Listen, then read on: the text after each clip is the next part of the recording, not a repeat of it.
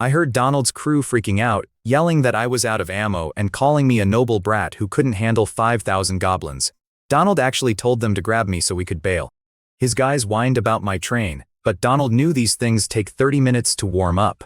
The guy sprinted over, risking his neck for me. Sitting inside, I just smiled, rolled down the window, and gave him a lazy wave. Donald was sweating bullets, screaming at me to ditch the ride because he thought I was totally out of bullets. I just chewed on my fruit, grinning like an absolute idiot, and told him not to sweat it. 80 meters out. I snapped my fingers and bam, my mental magazine was instantly loaded. 50 meters. I burned another train coin, watching it flash gold. Overdrive mode back on. Time to light these freaks up. Picture this, man. My level 6 heavy machine gun is ripping through the horde, turning these ugly freaks into absolute red mist. The mental bullets did the heavy lifting, dropping 5 or 6 with one squeeze. Even the ones hopped up on berserker rage snapped out of it and bolted. The sentinel chased down the last 2,000 like it was playing a video game. Once the mags ran dry, it floated back. I was just sitting there, munching on a fruit, completely ignoring Donald, who looked like he had seen a ghost. I stepped out into the blood-soaked grass. Only the goblin general was left, throwing a total temper tantrum.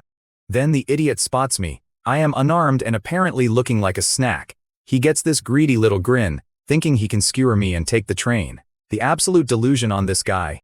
So this goblin raises his spear, bright yellow lightning crackling all over it. But before he could even throw the thing, I just pulled out my piece. Bang! One bullet straight through his forehead. Gunfire judgment triggered, ran a quick sin assessment, and slapped him with a guilty verdict. The whole battlefield went dead silent. I blew the smoke off the muzzle, humming a tune while I kicked his exploded head out of the way. Man, that ability hits hard. I picked up his glowing toy and ran the specs. A level 5 Thunderlight javelin, plus a spear reclaimer on his wrist. It looked way too high-tech for a dirt-eating monster. Native monsters do not get gear like this from basic chests. He absolutely had to have bought this from the Run company. The way he targeted my train was way too specific. He had definitely tangled with real conductors before. The Run company must be selling weapons to these locals, turning their chaos into new platforms. I figured I would know for sure after completing the 10th platform and surviving the rookie phase. Anyway, I looked at the dead general and decided to strip his iron armor. Let me tell you, the stench was basically a biohazard. Still, money is money. I tossed that smelly scrap onto the trading platform for 8 train coins.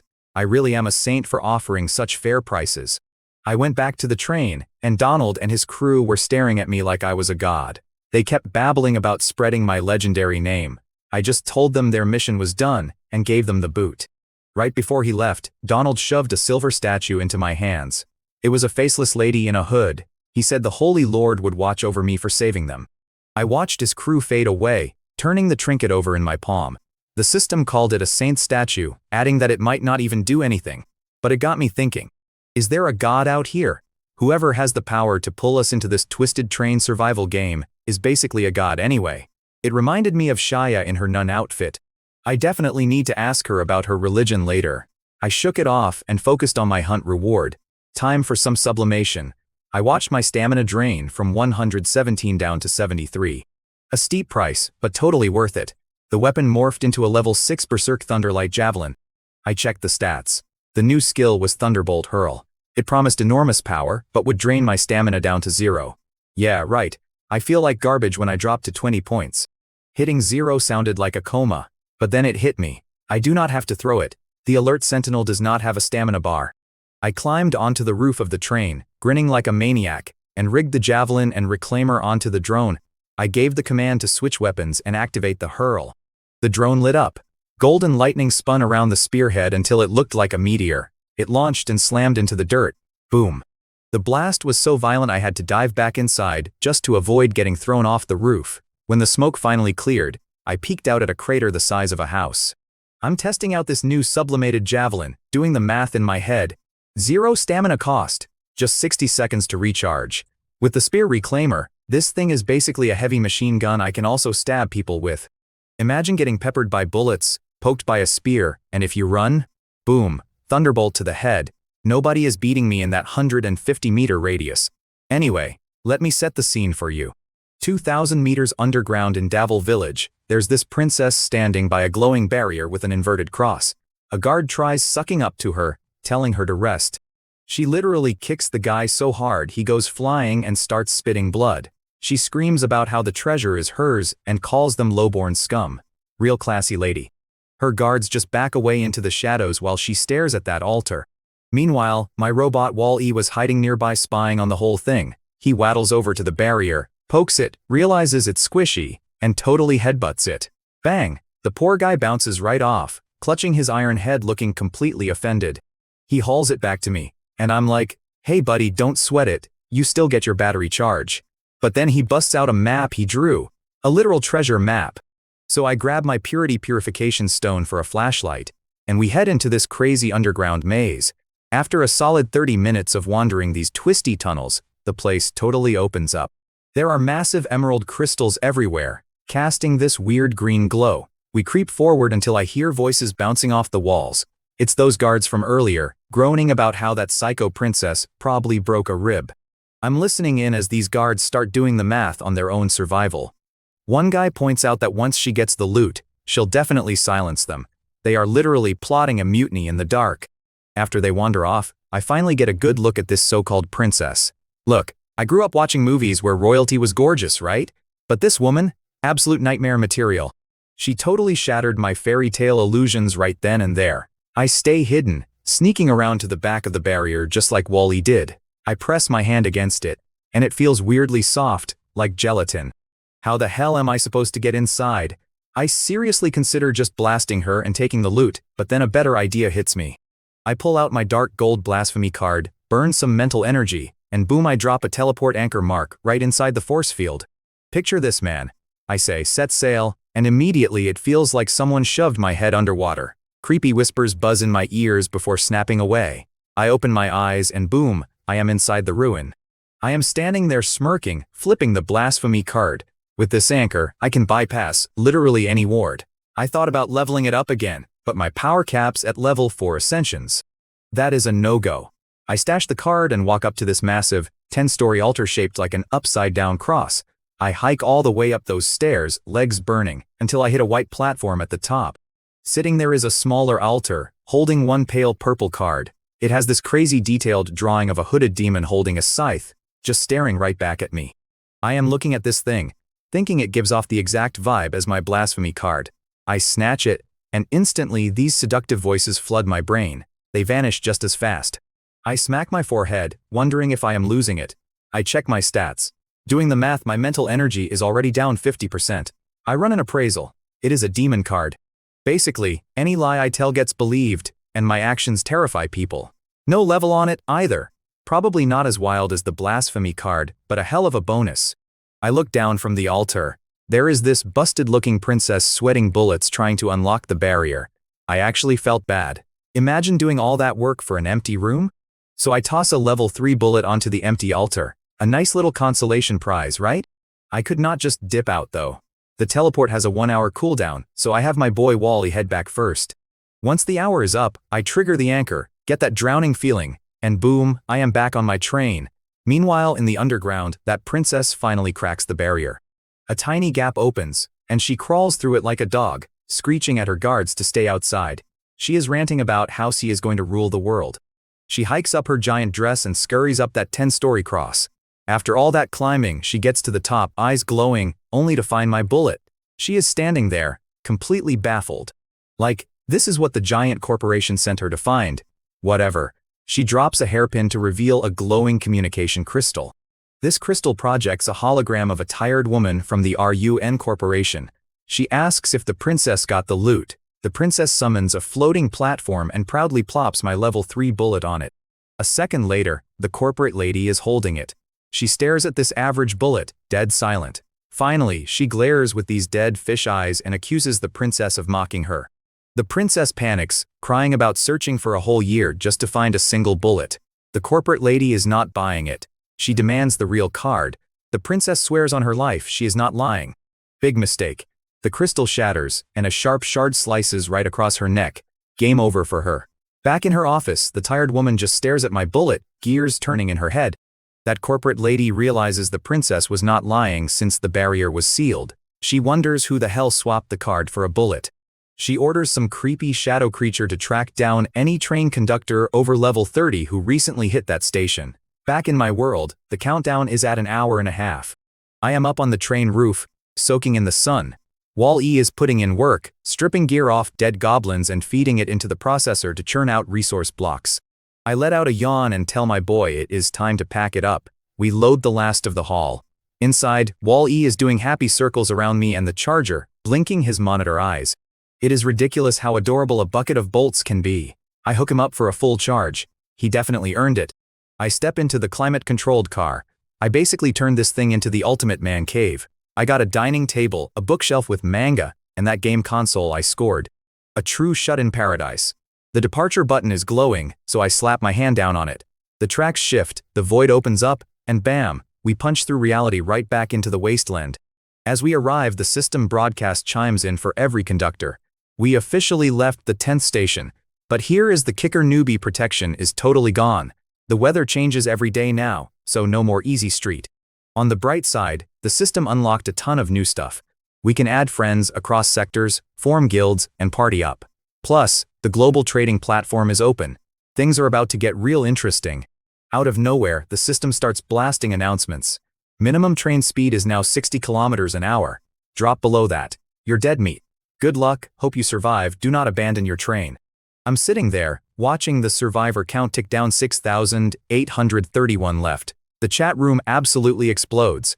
Guys are losing their minds over broadcast delays and new guild features like it's a damn video game. But me, I'm staring at my inbox blowing up. Mass invites to something called 1,000 Star City. A nation on a ship. Dozens of these emails are piling up, and if I pick one, that's my next stop. No more rolling the dice on random stations. But staring at all these weird faction names, I've got zero clue who's legit. I'm totally flying blind here, man. I knew picking the wrong crew could get me killed. You and I both know you don't pass up a chance to learn the ropes, right? So, I shot a message to Shia, asking which faction was worth docking with. My timeline totally threw her off. She couldn't believe I was only at the 10th station, thinking I was messing with her. See, I'd hit a level 3 train back at the 5th station, fully loaded with modules. I had to send a screenshot with the timestamp just to prove I wasn't yanking her chain. After a suspiciously long pause, probably her losing her mind over my dumb luck, she finally texted back. She congratulated me on becoming a real conductor, which felt pretty good. Then she told me to head straight for 1,000 Star City. Said it was the absolute biggest hub out there, selling things I couldn't even begin to imagine. Turns out, Shia was heading there too. Suddenly, my system chimes new email. A second later, I'm holding this heavy metal engraved with the Weeping Saint emblem. She told me to take it to 44 Naklo Street in the city for a free premium train maintenance. I told her thanks, and of course she played it off, saying she was only helping because I held that blasphemy card. Whatever helps her sleep at night, right? But then I hesitated. I decided to press my luck and ask her about this other weird thing I found. I shot over a screenshot of the demon card, asking if it was related to my blasphemy deck. Her response? Just a single question mark, then another one. Then, where did you get this? Man, you could practically feel her brain completely short-circuiting through the chat screen. I definitely struck a nerve. It took her a minute to reply. She explained my blasphemy card is one of 7 in its own sequence. The demon card. That's from a set of 13. When a holder dies, it drops in a random ruin. She totally called me out for claiming I just picked it up. Apparently, there's a wild rumor that collecting a full sequence triggers something insane like summoning a world-ending demon. She warned me to watch my back because that shady Aran company is hunting a sequence too. I sat there holding both cards, gears turning in my head. I asked what happens if you collect all the blasphemy cards. She just texted, literally blaspheming the gods. Before I could even process that heavy drop, she told me to stop overthinking, go rest at the city, and went completely offline. Classic Shia, always leaving me hanging. The next morning hit me early. 6:30 a.m., and my system was already flashing. I rubbed the sleep out of my eyes, staring at the light screen. The fork in the road triggered way ahead of schedule. I was confused. What's the point of a fate choice if I'm already heading to 1,000 Star City? The screen gave me 2 options, main gate or lower district. I played it safe and locked in the main gate. Usually you wait half an hour, but this time, bam, instant entry. The train jolted, accelerating into nothingness. We ripped straight out of that depressing wasteland and burst onto a massive, sky-high railway bridge. You gotta picture this. Down below was a shimmering, endless ocean, with these bizarre creatures leaping out of the water like giant, alien dolphins. I just stood at the window, totally speechless. Picture this, man. I'm staring out the window at dozens of massive bridges packed with tracks. Trains of all shapes are just barreling across them. Straight ahead, this colossal city is literally floating in midair, glowing like starlight with railway tracks spiraling around it like planetary rings. Then my terminal chimes. It's Javelin, asking if I picked 1000 Star City yet. I told him I'm locking it in, and he promises to buy me a beer. Before I can blink, another chime. Shangguan Yingshu asking where I went. I joked, do you ladies coordinate your messages just to mess with me? She sent a question mark. I told her my choice. She said she wasn't there, and I said that was a shame. Half an hour later, the train hits the brakes, and this absolutely massive gate looms right up in front of me. A message pops up. Welcome to 1000 Star City. The steam whistle blows, rattling my teeth as we roll onto a Gothic platform and park. A guy in uniform strolls up, gives my train a look, and knocks. I step out. He flashes a practiced salesman smile. Greetings, esteemed conductor. He pitches the rundown. I can hang out for 3 days, join a guild, whatever. I ask what the catch is. He says I got a special coordinate now. Every 3 stations, I can drop 2 coins to come back here. Makes total sense. Hook the terrified rookies, and they'll bleed money to survive. I ask about my train, and he whips out a key. For 1 coin, they lock it in a secure capsule. I'm doing the math in my head right there. If I don't pay this little mafia tax, my train is getting stripped to the floorboards before I even eat. He asks if I'm buying the storage. I hand over the coin, grab the key, and follow him. Get this. The second we step back, a massive mechanical arm drops from the sky, grabs the tunnel holding my train, and slots it into the giant gate, wrapping it in an ice blue force field. Before he bails, I ask how to get my train fixed. He looks at me like I grew a second head. Guess rookies don't ask about upkeep. He says specialists have teleport devices. I just use my key. Easy. I ask for directions to Nakoro Street, step outside, and the city hits me. Multi-layered, neon chaos. I'm in the base district, supposedly the lowest level. But look, you and I both know something is off.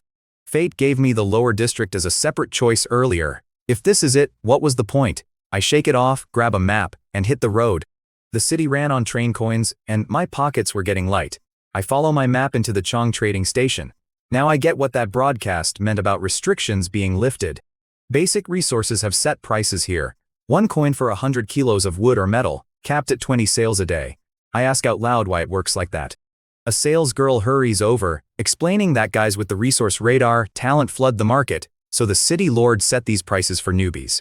I keep a straight face and ask what a talent even is. She explains few conductors have them, but it's common knowledge.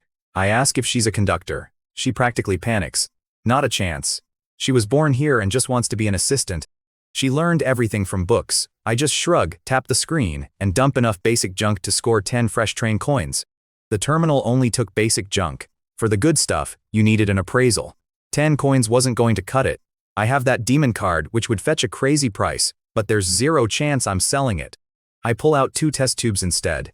What can I get for these? It's the blessed virus serum from Doomsday Town. Since I got that candy from Shia, I don't need both tubes. Selling one is the smart play. The girl tells me to wait while this machine scans them. A screen pops up. It grants immunity to low-level zombie bugs and has a minor healing perk. Value? 5 train coins a pop. Honestly, way better than I expected. She hands over the cash. When I say I'm done trading, she asks if I want to swap my train coins for 1000-star coins. I just stare at her, totally lost. What the hell is a 1000-star coin? Fast forward, and I'm in 1000-star city swapping currency. These train coins are insane, just 5 score me 5,000 local coins. I'm about to leave when this clerk shoves her card in my hand, offering to be my private assistant and satisfy all my needs. Yeah, I didn't need a calculator to figure out what she was selling. I just smile and head outside. I'm standing on the curb, staring at these wild buildings and bizarre crowds, feeling totally detached from reality. Then my chat pings. It's Zhao Lin, asking where I am. Before I can even reply, someone taps my shoulder. I spin around, grab into thin air, and hear a loud ouch from the ground. I look down, and there she is, this high-energy kid with a ponytail, rubbing her arm. I pull her up, and she dusts herself off, completely thrilled. She grins and goes, "Nice to finally meet you in person, brother Yi." I looked at her. "Just call me Yi Qian. I'm not old enough to be your brother. Chat formalities are one thing, but I was barely a few years older." "Then how about Qianji?" she asked, totally unfazed. Her casual vibe made her impossible to hate. Of course we're close. Without you, I'd have died, failing my upgrades. I smirked. So how are you paying me back? She froze until her stomach let out a loud growl. I pointed down the block. Buy me lunch. We'll call it square. She agreed, thinking it'd be a cheap run. Man, she underestimated the city prices. The waiter dropped a receipt for 3,000 star coins, and she nearly choked. 3,000? That's 3 whole train coins. She gasped, glaring at my takeout bags. Lobster. You packed half the kitchen. I just side-eyed her stuffed backpack. I honestly wanted to laugh right in her face. Listen man, you and I have both had those days where nothing goes right, but this girl was a walking disaster. I figured I'd hit up that train maintenance shop Shia told me about. I take 3 steps, turn to hail a cab, and there's Zhao Lin, trailing me like a lost puppy. Don't you have anything else to do? I asked. She blinked, looking pathetic. I don't have anywhere to go. Let's do the math. Her last stop was the lucky station. That meant she was absolutely guaranteed to hit brutal misfortune here. Sticking to me was her only play for survival. Brother Yi, you know my talent, she mumbled. I cut her off. If you stick with me, is your awful luck going to rub off on me? She looked at her shoes, crushed. I let out a massive sigh and waved my hand. Fine, you can follow me. Pay up, I told her, holding out my hand. 5 train coins. Consider it compensation for the mental damage of infecting me with your garbage luck. I knew she was cursing me out in her head, but she actually pulled out the coins and dropped them in my palm. Was she stupid, or just desperate? I weighed the metal. I wanted her to stay away, but I never expected her to cough up cash. I should have asked for 50. Too late now.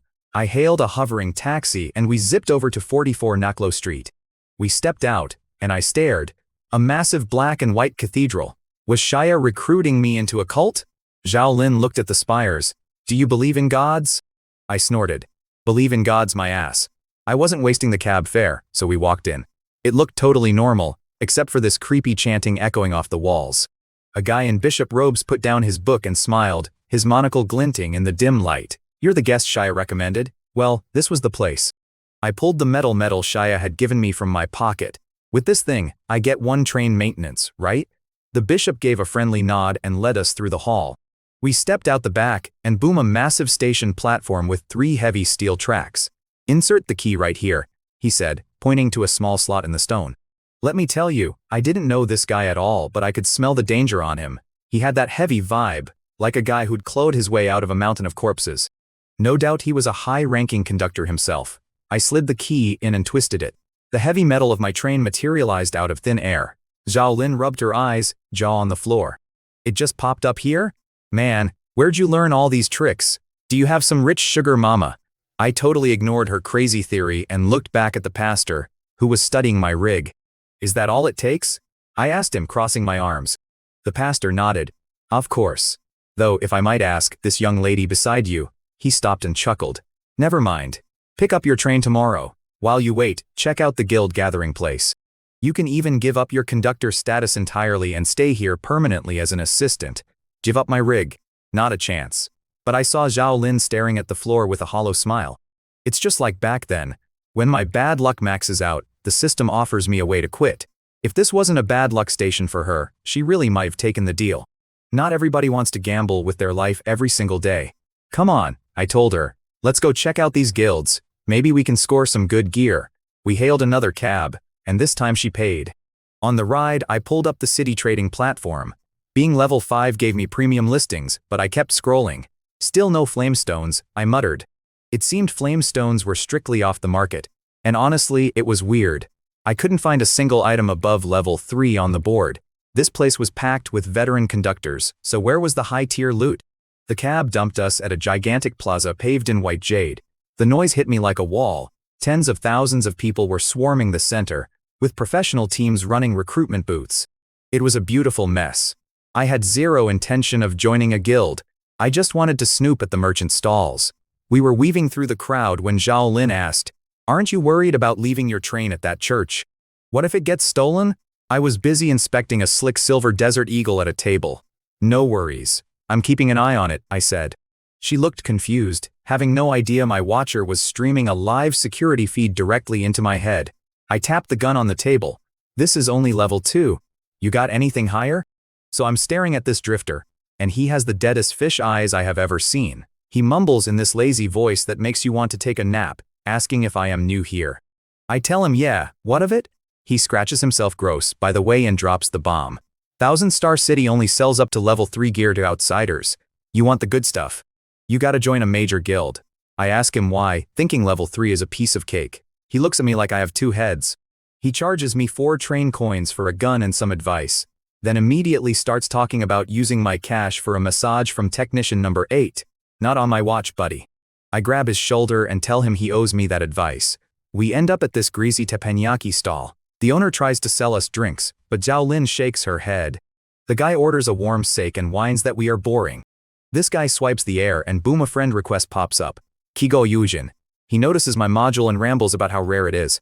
I cut him off. Kigo, buddy, focus. He downs his steak and suddenly looks alive. He lays out the math. Upgrading trains is brutal. You need this stuff called Firestone to hit level 4, which only drops in higher stations. Kigo points up and explains the racket. Stick with me here, because this is where you realize how rigged it all is. The big guilds hoard the Firestones. You join up, break your back as a resource slave, and maybe they toss you one. I ask how the first guys leveled up before guilds. He gives this bitter, sad laugh. He says at level 3, there's a tiny, miserable chance you randomly land in a high-tier station. Survive that, and maybe you find a chest with a Firestone. He mutters that a level 3 surviving a high-tier station is a total pipe dream, then slumps onto the table, snoring loudly. Fake as hell, but whatever. I pay the tab, and we walk out. I found out later the stall owner told him to drop the act the second we left. Those two had been hiding in this city for 9 years, too terrified to face the wasteland. Just a couple of guys who gave up on their trains. We didn't know that then, though. As Zhao Lin and I leave the plaza, she is actually in amazing mood. She knows my luck is garbage, but hers resets at the next station. She gives me this big smile and says if she bags 2 Firestones, she will sell me one at a friend's price. I just look at her, shake my head and laugh. I tell her I guess I should be thanking her for the generous charity. She says I am welcome, and we get ready to bail. We aren't joining a guild, but not everyone agrees. Take Li Xiaosheng. This kid walks around like he is the main character of the universe. Right then he is talking to some corporate suit who tells him his resource radar talent is completely common. Li looks devastated, like his fantasy just shattered. Then he asks the suit about buying Firestones. The boss just waves him off. He tells Li that resource guys are banned from upgrading for 10 whole stations. They claim it is for his protection, and that the guild will send an escort to gather stuff with him. Yeah, right. I can see the blood drain from Li's face from 50 feet away. 10 stations stuck at level 3, acting as nothing more than a human metal detector for the corporate bosses. Welcome to the real world, pal. Picture this, you and I are in the crowd, watching this poor sap Li Xiaosheng realize his life is a joke. The guild suit basically says they'll squeeze every drop of value from his resource radar before he bites it. Plus, he needs an assistant. Let's do the math, that's a warden, not a helper. Li slams the table, yelling about his ambition. The suit just laughs, saying it's a 1000-star city rule.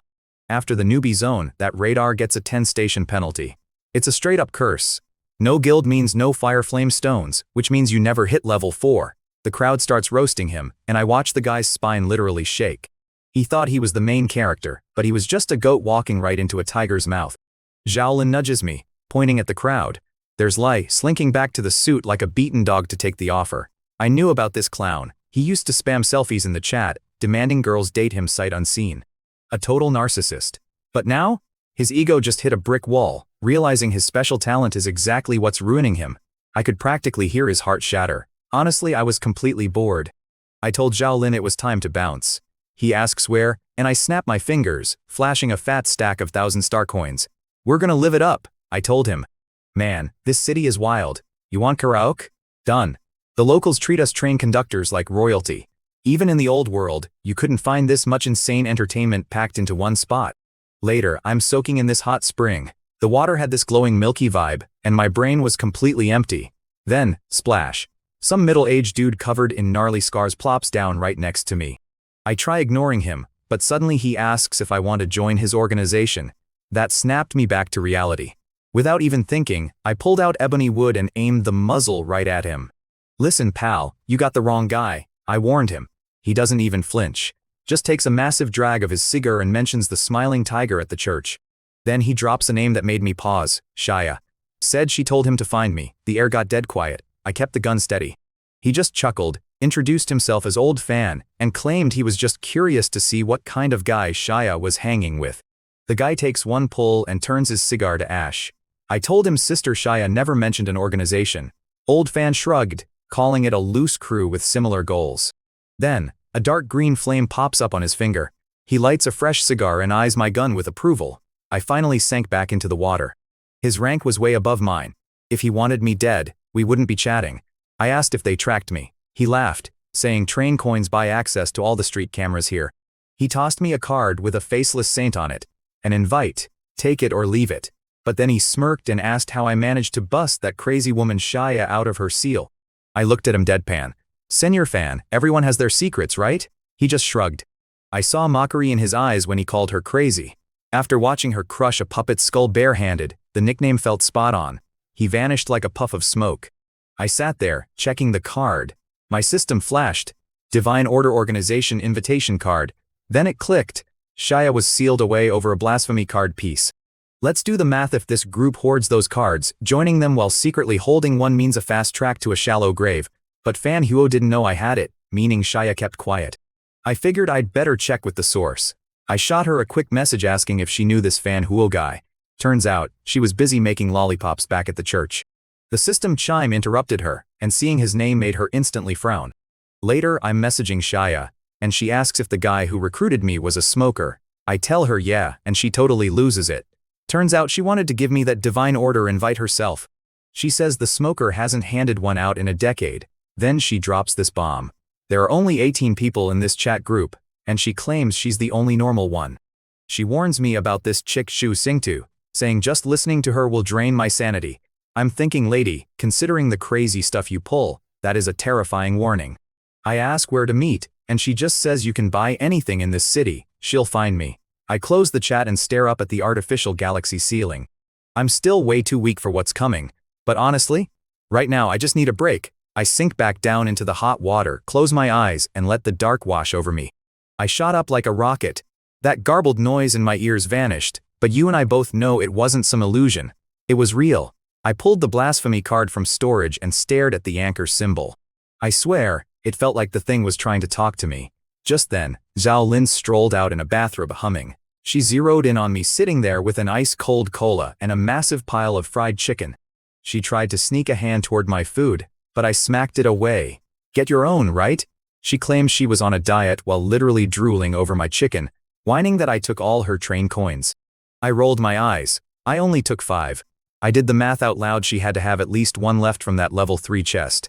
She played it cool, hoping I'd toss her some scraps. Yeah, not happening in a million years. I bought exactly enough food for myself.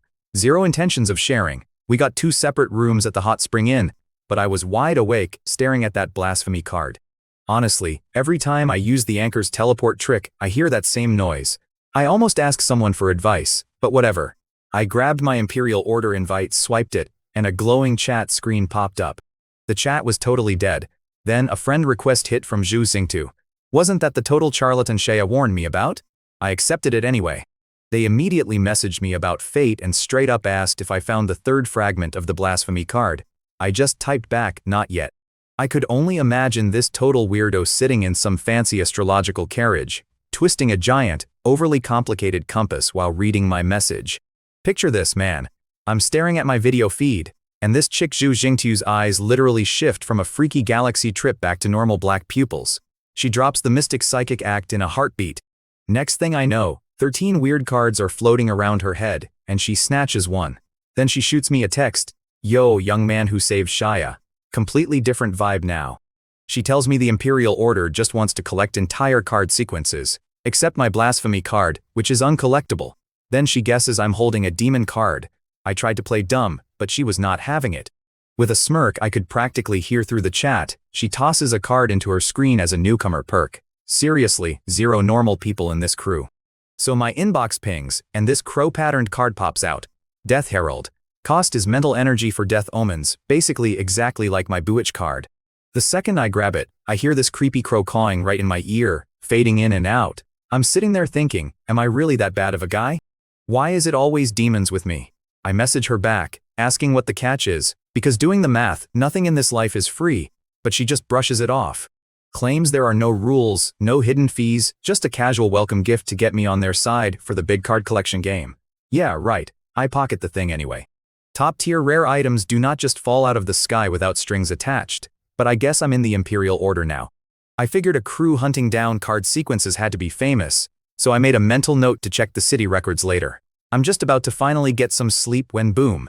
A massive crash shakes the whole building. I sprint into Zhao Lin's room next door, and there is a giant metal gear dragging back on a chain through a gaping hole in the wall. I look out the gap, and there is this guy covered in mechanical armor slinging gears at Fan Huo. Yeah, the Fan Huo who recruited me, currently surfing a fighter jet with a cigar in his mouth. The gear guy yells about Fan Huo being some lackey, then deflects a strike with a force field. One of those massive gears bounces right off the shield and comes flying straight at Zhao Lin. She is completely frozen, just staring at death. I yanked her back just as the room got completely pulverized. We stumble out onto the street, which is already packed with people gawking. The innkeeper is practically in tears over his destroyed roof. I hand him back some dropped train coins and ask what the hell is happening. He tells me the cigar guy is a known terrorist and the gear dude is a 1,000-star city senior judge. Apparently, terrorists keep stealing rare artifacts and messing up the peace the higher-ups built here. Then the guy figures out I'm from the newest batch of train conductors. He starts rambling about how just tipping off the cops about terrorists pays out serious coin, wishing he would meet one. I just stepped back, gave him a grin, and told him he probably already had. The old guy just laughs it off, saying a useless dude like him with a low-level train would never get mixed up in high-level drama. Clearly, he had zero clue what a card sequence even was. Then Zhao Lin tugs on my sleeve, looking like she is about to cry, asking if she should just stay here because her bad luck destroys everything. I cut that off real quick. I told her we made a deal. Her train coins for my protection. Equal exchange. If I catch some stray bad luck, that is on me. We got a new room that was not missing a wall, and honestly, the rest of the night was dead quiet. I woke up the next morning at 9 and man, it was the deepest sleep I have had since I got to this crazy world.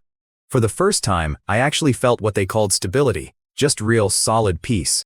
Let me set the scene for you. I finish up my breakfast, step out, and there's Zhao Lin squatting by my door with eye bags so dark she looks like a raccoon. She tells me she's not staying. Figures her own weird talent is gonna end up killing her anyway, so she might as well keep riding the trains to find a way to stay alive. Honestly? Surprise me. But hey, if she keeps bringing me that lucky station loot, I'm all for it. I toss her a magic white fruit to wake her up, and we head out. We hop on this rented flying carpet to cross town, and man, the damage from last night's fight was insane. Fan Huo and that gear-obsessed Inquisitor completely wrecked the block. We saw bodies under white sheets everywhere, most of them flattened by massive metal gears. Absolute nightmare. Turns out Fan Huo barely caused any of those casualties.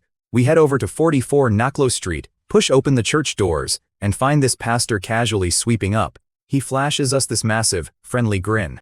Fan Huo warned me about him called the guy a smiling tiger. Remembering Shea saying nobody in the order of the divine sequence was remotely normal, I kept my guard way up. We go out back, and sitting in the station are 2 trains. The pastor chuckles, asking if I even recognize my own ride. Honestly, I didn't. It was totally spotless. The locomotive and carriages were finally matched in size, gleaming like fresh steel. I walk up, run my hand along the side, and my stats pop up. Train conductor Yi Qian. Train fresh from factory. Seeing it that clean felt pretty damn good.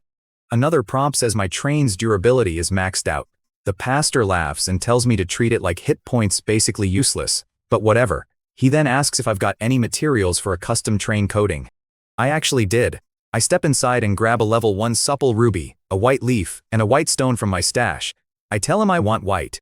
The guy tosses the leaf and stone into this weird machine, and boom, a bucket fills with white paint. Get this, he literally just dips his hand in and splashes it through the air. Like straight up magic, the whole exterior of the train shifts to this crisp, clean white finish. He adjusts his monocle, looks totally pleased with his own handiwork, and finally introduces himself as Holmes Ryan. Says his job is done and we're good to hit the road. Ryan. I knew that name from the chat room. Yep, another order of the divine sequence freak. I grabbed Zhao Lin, used my key to teleport the train to 1,000-star city, and got the hell out. The guy made my skin crawl. I actually found out later what went down after we left. Ryan dropped his nice act and tried busting Fan Huo's chops, claiming those slothful ones killed 500 people chasing him. Fan Huo pointed out the dead were mostly vagrants the city wanted gone, and the wrecked buildings were a pure real estate scam. Somebody got rich off that mess. Then they brought me up. Fan Huo was still tripping over the fact my train was already level 5, wondering how I even unsealed Shaya. And Ryan? That arrogant psycho was just plotting a way to rob Shaya's blasphemy card. Fan Huo looked at Ryan like he was a moron, reminding him Shaya's angel card sequence makes her completely unkillable. Meanwhile, I was blowing my cash in 1,000-star city. Bought an oven, a level 3 water purifier, and 500 liters of plant nutrients. Knocked my balance down to exactly 5 train coins, but they mailed it right to my capsule. You and I both know cash is king, but here it's pure survival. Got money? You live like royalty. Broke? The chatroom painted a grim picture. Guys crying over paid bathrooms. Newbies getting scammed out of everything by shady guilds. Gamblers begging for loans. One poor bastard got dumped by a cab and was freaking out because if you overstay without cash, the city throws you in jail as a vagrant. I'm staring at the chat screen, reading the word drifter, and suddenly I notice the alleys. You know how 1,000-star city is all flashy lights and shiny streets? Well, look closer. There are guys lurking in the shadows. They used to be conductors like me, had their own trains, but they chickened out. They gave up their rides just to scrape by here, and now they're just street trash. Anyway, my screen dings. It's Shaya. She asks if I'm still around, then says we can't meet up after all. I ask if she needs backup, but she just brushes me off. Calls me a novice kid, says she sent a gift and goes totally dark. Classic. I don't even know what kind of mess she's dealing with. Zhao Lin is staring at me like I grew a second head, asking if I'm good. I just shake it off. I tell her it's nothing, and yeah, looks like we're finally coming up on the main gate. Here's the thing, I was getting out of this city early. A day or two of rest is great, but stay too long and you forget we are literally fighting for our lives on these tracks. Zhao Lin didn't even argue. Her luck was so garbage lately that just surviving yesterday without getting squished was a miracle. Plus, she's completely clueless on her own. So we get to the giant gate, and the guide is standing there looking at me like I'm crazy. He asks if I'm seriously leaving early without hiring any train assistants. Now, normal guys drop coins on hired muscle, but not me. I've got my sublimation trick, and I am not letting some random stranger poke around my train and figure it out. The guide tries to tell me I have 3 free days left. I just give him a smile, ignore the sales pitch, and jam my key into the slot. The capsule drops, opening up to show my train. I make sure my new oven and water purifier get hooked up right through the system. 0 heavy lifting required. I had to drop some serious coin to get workers to haul a 500-liter drum of plant nutrients and hook it up to the farm car. The second I stepped onto my train, the vibe completely shifted. That weird, cozy comfort I felt back in 1,000-star city just vanished. I'm telling you, that place messes with your head to keep you there. I hit the start button. We roll through the gate, hit the distortion, and boom back out into the dusty wasteland. And honestly, I breathed a massive sigh of relief. I must have a screw loose if this garbage wasteland feels more like home than a luxury city. I shot Zhao Lin a text to see if she made it out. She said yes, and I completely ignored whatever she typed after that. Deal is done. I told Wall-E to whip me up a fruit smoothie. The little guy spun around my feet like crazy before getting to work. I leaned back in my chair, sipping my cold drink. Now for the fun part. Time to run the numbers and see what we actually scored. Alright, let's do the math. I had exactly 5 train coins left to my name for emergencies. From joining that organization, I snagged 1 demon card. Then there's the big fridge, a desert eagle, the level 3 water purifier, and all that plant food. Oh, and I got a fresh paint job and maintenance for the train. For one stop, it wasn't a bad haul, but let's be real, 1,000-star city is a massive money pit. The guys who run it aren't running a charity, and if you're broke, they treat you worse than the rats. For a regular conductor, this would be it. But you and I both know I've got the sublimation trick up my sleeve, which changes the whole game. I rubbed my hands together, feeling that itch. Going a whole day without upgrading something was driving me crazy. I pulled out the Silver Sand Desert Eagle. Level 2. Reminded me of my old Colt, but this thing had crazy potential. Looked like it could take a few hits from my ability. I triggered the sublimation.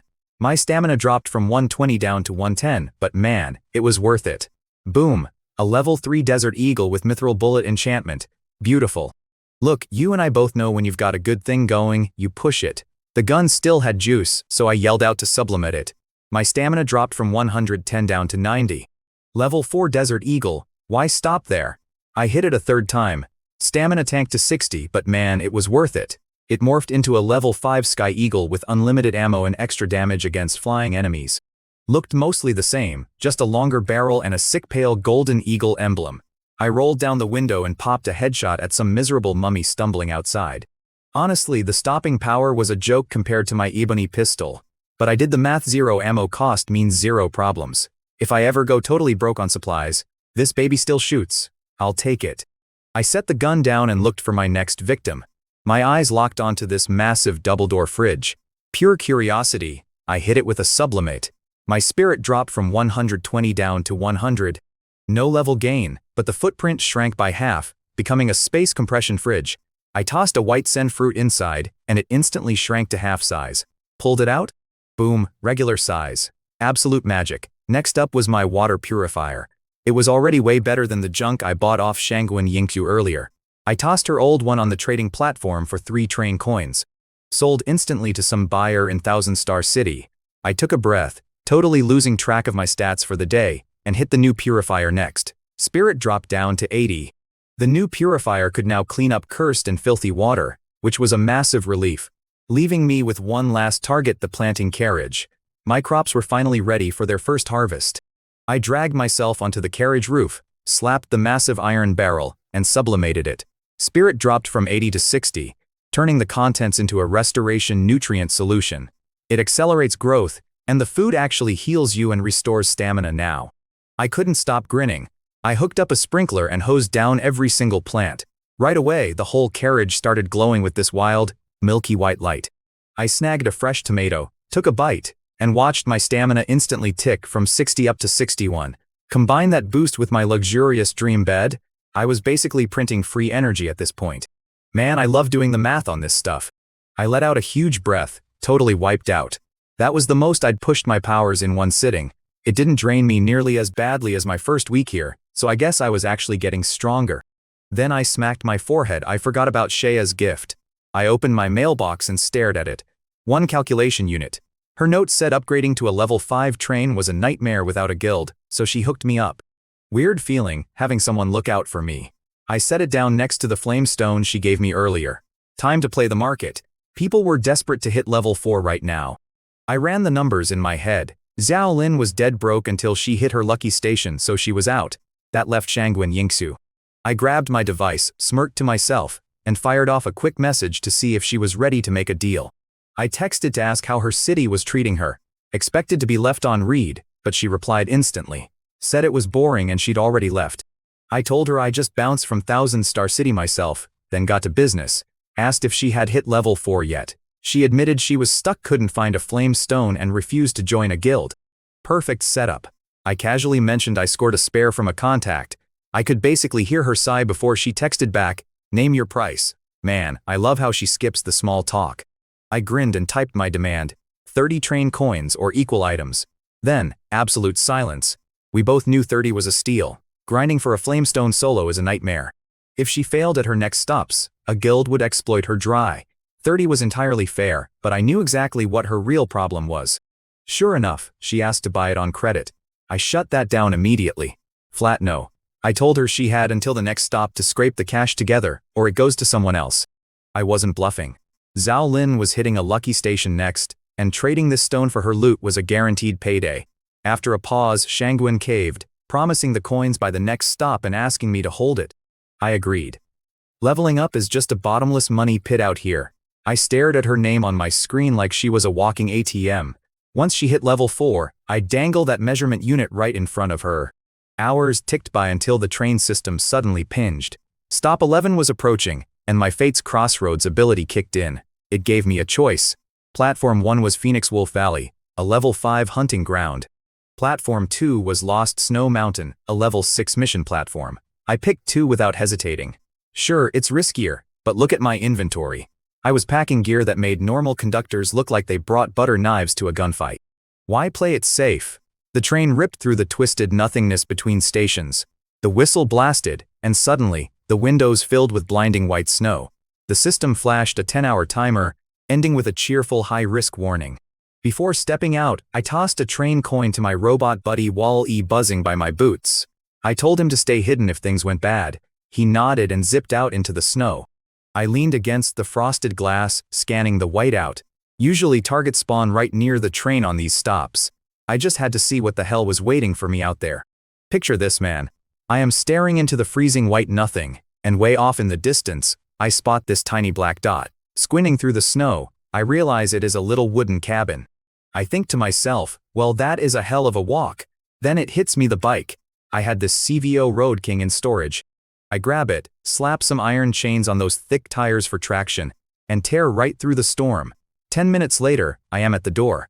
If I had walked, I would be a popsicle. I grab my pure purification stone and my ebony wood, then kick the door open. Nobody is home. Just a bed, a stove, some old cans, and a diary. I crack it open. March 12th, team made it to the first supply point, no guide. March 14th, still no guide, so these geniuses decide to just climb on their own. The diary gets unhinged after that. March 16th, someone gets sick. March 18th, they drop dead. By the last entry, the writer is completely losing his mind, laughing about the dead guy and reaching the second supply point, totally forgetting why he was even up here. I set the book down. Where did this crazy guy go? I start poking around and find an old photograph in a corner. The second I pick it up, a massive roar shakes the cabin.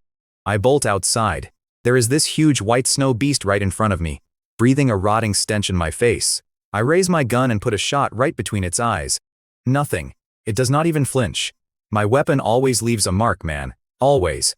That is when this weird, heavy feeling hits my gut. Something about this just did not add up at all.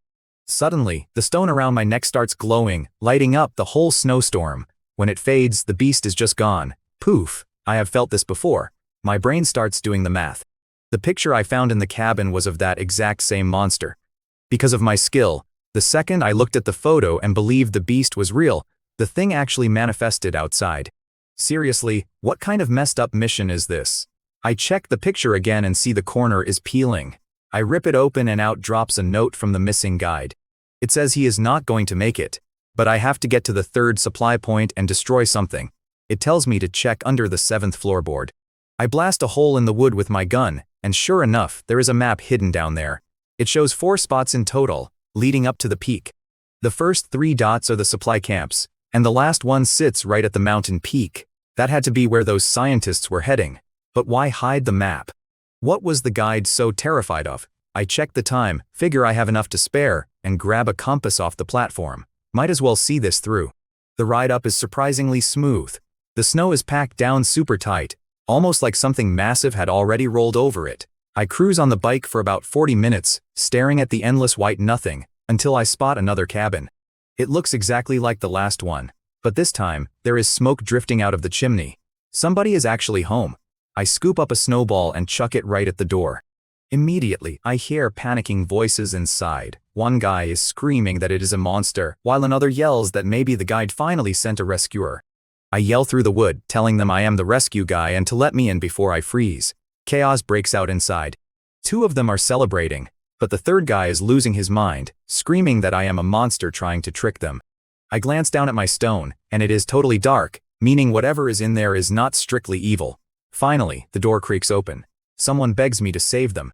Instead of helping, I step back and aim my gun straight at ahead. They start panicking, swearing they are human. Right. Human. I am staring at 3 heads, 6 arms, and a single pair of legs, all fused together into one giant, messed up body. No wonder they could not agree on opening the door. I bite back a very dark joke, keep my finger near the trigger, and ask what the hell happened to them. The heads look at each other, and the middle one, the guy who did not want to let me in, just lets out this miserable sigh. This freak with 3 heads waves me into the cabin, saying they're the expedition team. I step inside but keep my distance, my Desert Eagle aimed straight at their chest. The middle head swallows hard, asking if the guide made it out, assuming he sent me. I narrowed my eyes. The guide didn't go up with you, I said. I found his diary at the supply point. I held the book up. The middle head starts crying, saying the writer is his little brother. Suddenly, the left head loses its mind. That madman turned us into this. He killed everyone. The middle head yells back, and before I know it, the heads are literally punching their own shared face. The third head is screaming about the pain. I'm not gonna lie, watching this mutant beat itself up was kind of hilarious. I cleared my throat and told them to knock it off. Spill the whole story from the start, I said. The left head spit blood and confessed. They had 15 people going after some mystery substance at the summit. When the guide vanished at the first camp, they just kept climbing anyway. What a bunch of morons. So picture this, I'm standing there listening to this three-headed freak show try to explain themselves. The middle head starts whining about how they left the diary-writing madman behind to babysit a sick guy, got lost, and wandered for half a month. Half a month? I'm doing the math in my head. 14 days in a blizzard with no food. Yeah, right? Then they all start bawling like toddlers, going, "Why didn't you find us sooner, boo-hoo?" It was deafening. So I did the logical thing. I fired a warning shot right over their weird fused skulls. Bang. Cut the waterworks real quick. I told them the next one wouldn't be a warning. Then they start babbling about how the madman's brother showed up, stabbed their professor, ate him raw, and started hunting them down every single day like some snow ninja. They kept spinning this yarn, saying a guide miraculously found them, dropped them at this third supply point, and went back down for help. They looked at me with these big, hopeful eyes, thinking I was their knight in shining armor. But you and I both know that math is straight garbage. 10 days in the freezing cold? A normal guy just carving up a professor while everyone stands around watching? Give me a break. I looked closer at their lower half, and man, it wasn't just 3 pairs of legs down there. There were extra, mismatched chunks of meat grafted on. I just deadpanned it. You are lying. I didn't even raise my voice, but somehow that completely broke them. I asked them how they actually turned into this walking butcher shop. Before they could answer, a snow monster roared outside, but my purification stone lit up and zapped the thing into vapor. Instantly, this 3-headed monstrosity just loses its mind. Blood starts pouring out of their eyes like a cheap horror movie, and they start screaming that the mentor actually volunteered to be dinner. They blamed the diary guy for cursing them, and their whole body started twisting and collapsing like a bad souffle. "Only the summit can get us out," they yelled. Then, cue the dramatic timing, a whole pack of snow monsters crashed the party. My stone didn't work this time. These things were fully solidified, which meant they had actual mass now. I figured, hey, if you have mass, you can catch a bullet. I pulled out my Sky Eagle twin pistols and just went to work. Pop, pop, pop. 10 seconds flat, and a dozen monsters were eating the floorboards. I turned back around, and the 3 heads were just glued to the ground, shaking like a leaf. Honestly, they looked pathetic, but I realized my demon card was putting in serious work. It has this bewitchment effect where spending stamina just terrifies people. I only burned 10 points, but it practically gave these guys a synchronized heart attack. So I switched tactics. I put on my best customer service voice and told them, "Hey, I am an exorcist here to save you, and I can fix your little mutation problem." Because of the card, they swallowed that lie hook, line, and sinker. The shyest head finally spilled the beans. They admitted they climbed to the summit because they didn't want to go home empty-handed after eating their boss. Total clown logic, right? But when they got to the top, they saw the guys they ate, completely alive, standing next to the madman and a snow monster. Then the lights went out, and they woke up fused together. So those extra limbs attached to them? Yeah, those were the leftovers from the people they ate. Karma is brutal, man. They handed me a photo of the snow monster, swearing it cursed them. I stared at it, thinking, wait a minute, I found this exact same picture back at the second camp. I peeled the backing apart, and sure enough, out pops a hidden note. The guy wrote that I had to climb to the summit and shut down a reality displacement device, or the whole mountain was getting sucked into another dimension. I just stood there doing the math on how insane this was getting. A reality displacement device? Seriously? This is supposed to be a standard level 6 station, not some crazy sci-fi blockbuster. I shoved the note in my pocket. Obviously, I had to hike up to this summit, but man, my gut was telling me this whole setup was a massive trap. Ever since I found that first note, I'd been strung along. Every clue was perfectly planted to drag me up to this snowy summit. An obvious trap, right? I looked up at the peak and chuckled. As I headed for the door, that freaky guy with 3 heads scrambled to my boots, begging to tag along. I gave them a big fake smile, patted their shoulder, and spun a total lie about going up to kill the monster that cursed them. "Just wait here," I said. I hopped on my road dominator and climbed until the slope got too steep, then chucked the bike in my safety box. Eating my fruit, I noticed tracks almost buried in the snow. Wall ease? The little guy was here, but the tracks vanished. I scratched my head, doing the math on this twisted storyline. Above me, a pitch-black raven with blood-red eyes started circling. My demon card's Death Herald, scoping out the Grim Reaper. Listen to this, because you won't even believe it. It took me 2 solid hours of freezing my tail off to reach the top of this snowy mountain, exactly where the map pointed. Those 3-headed guys promised me an army of snow monsters and absolute chaos. But guess what? Nothing. Just endless, blinding white snow. Then my raven lets out this nasty screech, the kind that means somebody is about to die. I tell it to scout ahead, and the second it lands, this massive, invisible hand just materializes out of nowhere and squashes it flat. Boom! Then this colossal snow beast pops into existence. But it doesn't attack. It just stands there wearing this sick, human-looking smirk. Before I can even blink, dozens more pop up, surrounding me, all grinning like I'm the joke of the day. Then this voice echoes out of their mouths, calling me an unlucky fool for falling for the trap. Says he is the hero protecting this world from us train conductors who only come to pillage. Classic villain monologue stuff, right? So I play along, right?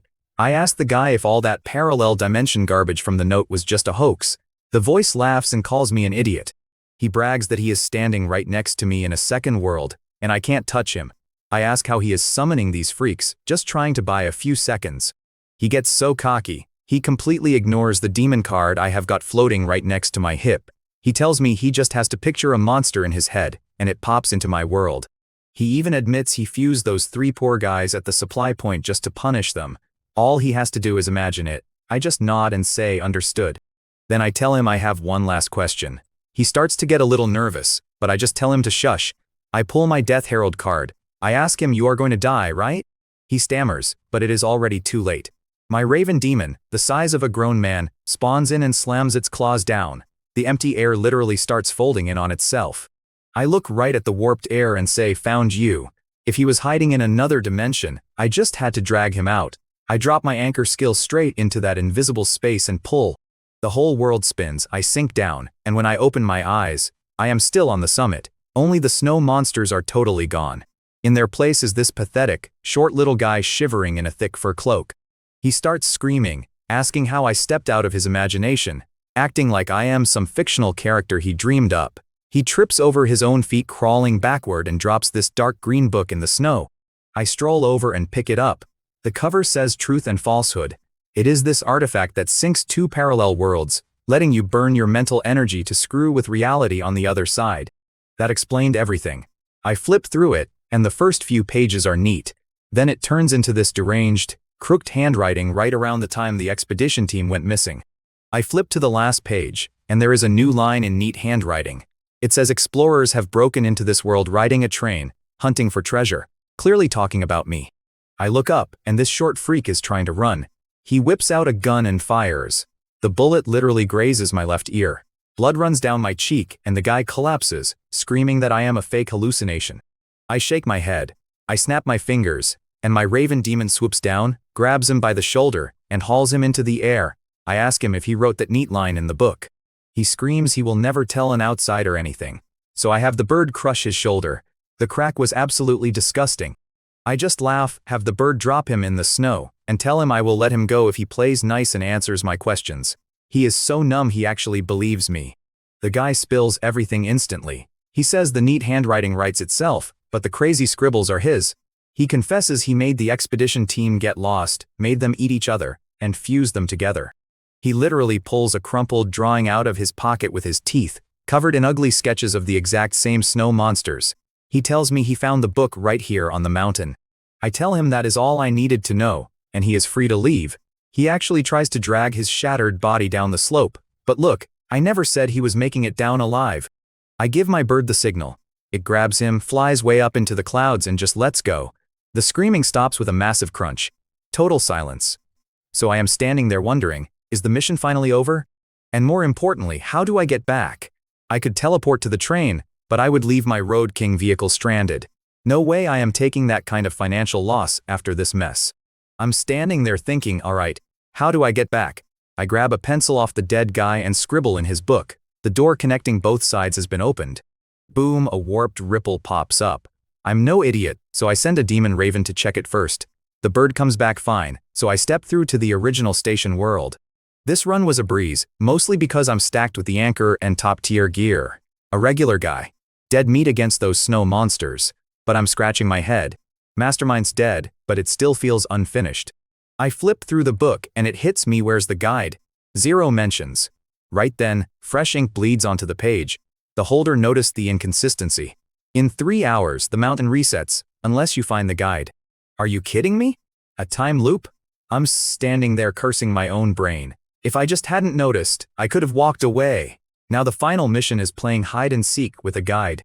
Then I remembered that note from the photo. It said to hit the third supply point, that's the exit, and make sure to destroy something. I'd already been there and didn't see anything to smash. Unless it was that three-headed fusion guy. I hop back on my Road King and start backtracking. I gotta admit, I kind of live for this garbage. Beats sitting around Thousand Star City getting soft. Going down the mountain was a nightmare though. Remind me never to take a motorcycle into fresh powder again. The tires kept spinning out.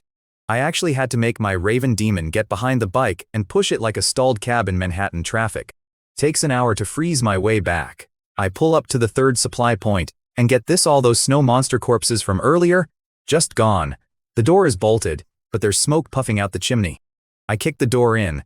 That three-headed freak is huddled in the corner, faces lighting up. Mr. Exorcist, have you come to lift our curse? I ignore them, scanning the room until I spot the fireplace. It's pitch black. No fire. So where's the smoke coming from? The math ain't mathing. I swap to my ebony bullets and blast the brickwork wide open. Freezing wind howls through the gap. And sitting right there in the rubble, a glowing black skull. It literally starts talking. Why must you dig so deep for the truth? The three heads start shrieking in a panic. It's the guide. No, it's my brother. I just tuned their whining out entirely. The purification stone in my pocket is practically burning a hole through my coat. Looks like we found our guy. This thing was radiating pure evil. I look at it. So, are you the guide? Or the brother? The skull actually nods. I'm both. The guide, the brother, the mentor. I'm everyone they ate. Everyone except those three. Well, ain't that a fun plot twist? I raise an eyebrow, grip the purification stone, and motion for Yorick here to keep spilling the tea. The skull glares at the three-headed guy. Turns out, those three were the only cannibals. The skull lays it out: 16 people trapped by the blizzard. Someone stole the rations, so the guide went out looking for a path. When he got back, these three had eaten the entire crew. The skull calls them demons. I'm looking at this floating, talking bonehead, then at the three-headed mutant, thinking, buddy, you're both freaking demons in my book. The three heads start crying like babies. He's lying to you. We'd remember doing that. We didn't eat anyone on purpose, I swear. The heads keep babbling, giving me a massive headache. The skull just laughs. Of course you don't remember, it says. This is your 47th loop. Our grudges fused into me, and I'm keeping you in this punishment forever. You and I have both met delusional guys, but imagine being the supposed mastermind of this world, only to realize you were a puppet for an angry skull.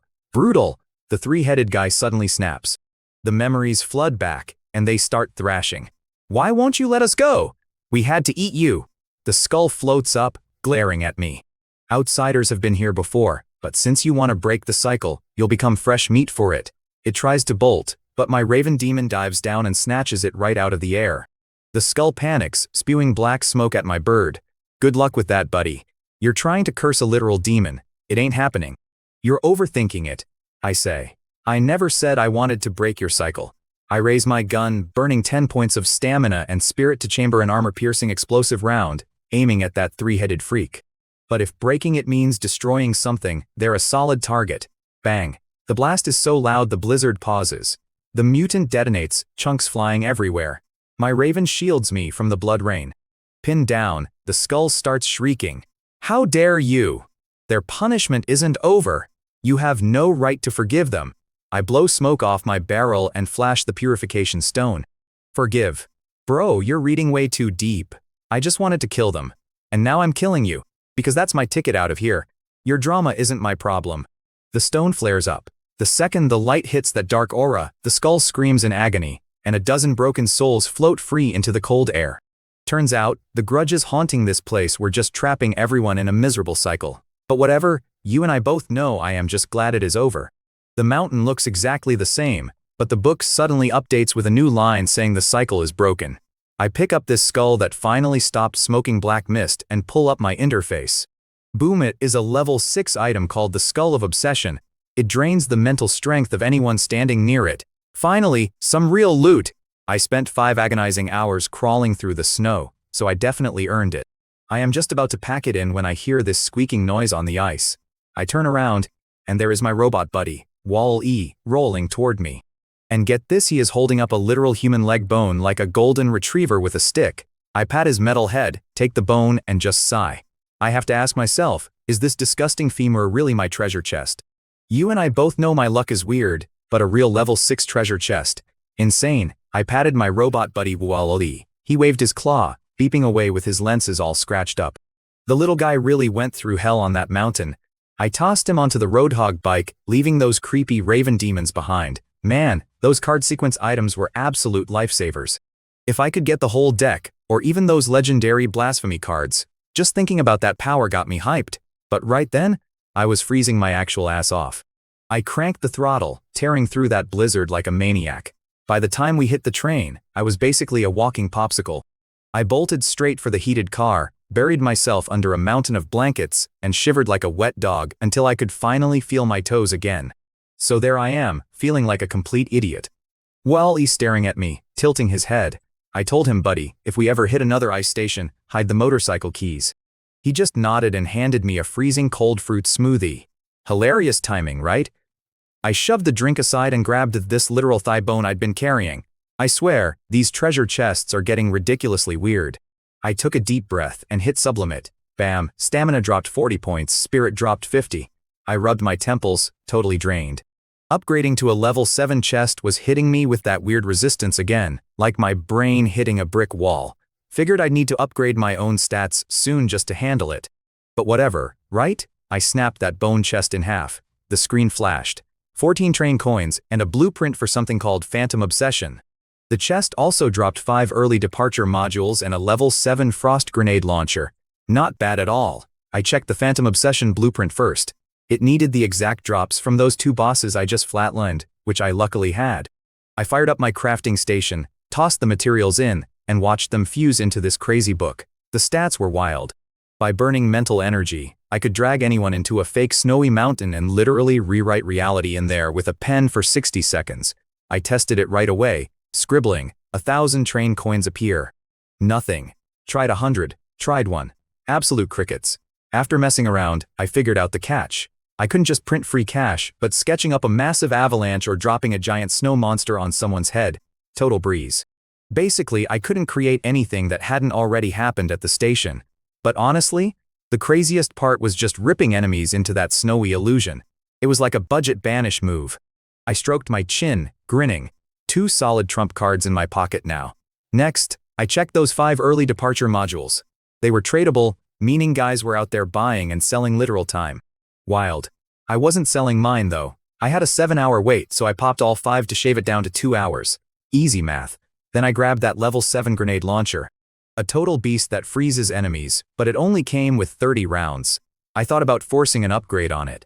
I felt that mental wall pushing back again. I knew I could blast through the resistance if I pushed hard enough, but doing that would completely tank my stamina and spirit down to rock bottom. I put my hand on my chest. Should I upgrade myself again right now? Now, why burn myself out? I flopped backward onto my bed, dumping all those stressful thoughts. I had been freezing my tail off on that mountain for way too long. Right now, I just wanted to be a lazy piece of garbage, eat my shaved ice, and lurk in the chat interface. Now, stick with me here because while I was relaxing, things were getting incredibly ugly for a guy named Lee over at a level 3 platform. From what I heard later, he had just joined a guild in Thousand Star City, and they immediately treated him like dirt. Once they found out his talent was being a resource radar, they forced some veteran assistants onto his train and kicked him out to harvest wood. The guys working for him were openly whispering about how disgusting he was. Like he was some literal cockroach they wanted to step on. Apparently, those assistants were loudly joking about buying their own trains someday, so they wouldn't have to take orders from a creep like him. Zero respect. But here is the kicker: Lie heard every word. See, the guy had eaten a blood race baron's heart, so he wasn't exactly human anymore. His hearing was completely jacked up. He was already furious because his big main character fantasy had crashed and burned when he realized his radar talent was completely common. Now these random workers were looking down on him. He snapped. He walked over, asking how much longer they would be hauling wood. The assistant actually stepped back in disgust, brushing him off, saying they had 3 more stops. Lee just stood there, his eyes going bloodshot, muttering about how they had forced his hand. Next thing you know, a swarm of bats materializes out of nowhere, and he straight up orders them to massacre the crew. So get this. While I'm minding my own business, the guy who bought my race conversion item Li Xiaosheng is back on the train acting like a literal comic book villain. He locks the doors, traps his assistants, and bites them to turn them into mindless zombie puppets. The guy is standing there laughing, bragging about how he's the main character of the universe. He actually called me a short-sighted fool for selling him the item. Yeah, okay buddy. He thinks he's going to take over his whole guild with a few thralls. Good luck with that. Anyway, I just let out a long breath. My docking countdown was ticking down on the screen, sitting at exactly 2 hours, 11 minutes, and 43 seconds. Let him have his delusions. Me, the supposed short-sighted fool, I'm just chilling and scrolling through the trading platform. I see a robot vacuum. Yeah, right. Not even as fast as Wall-E. I spot Bluetooth earbuds, but I don't even own a phone anymore. Then I see a level 2 beehive, makes 30 larvae a day, produces honey. I miss that sweet taste, and it's only 3 train coins. Boom, bought it. I haul it to the planting car and stick it on the thickest branch of my white sen fruit tree. It's decent sized, but I figure why not push my luck? I touch the wood and think the word sublimate. I feel the mental drain instantly. My spirit drops from 118 down to 108. The bees change completely, and the hive straight up doubles in size, hitting level 3. The potential wasn't tapped out yet, I just kept going. So I'm watching my spirit drop from 108 to 94, upgrading this beehive. Then it suddenly jumps straight to level 6. Right then, this wild feeling hits me. You know that rush when you pull the exact 5-star character you want on your first gacha roll, instead of grinding out the pity timer? Exactly like that. Just this smooth flash of inspiration. But I couldn't celebrate yet, because this hive was now stupidly huge, swallowing up my planting carriage. I burned some materials and built a brand new 5th carriage just for the bees. I gave the word, and these bee drills a bit smaller than the ones on TV started hauling the baby Weedles and the queen over to their new home. Cleared up my space, sure, but this new carriage was totally bare bones. One bad storm and my new bees would freeze. I needed to upgrade this thing into a proper habitat, or I'd be shelling out for a dedicated AC unit later. I muttered the upgrade command, and my energy tanked. But there it was again, that same sweet flash of inspiration. The entire 5th carriage actually merged with the hive, turning into a level 5 hive carriage. Holes opened up along the walls so the bee drill could swarm out on command. It even had built-in climate control.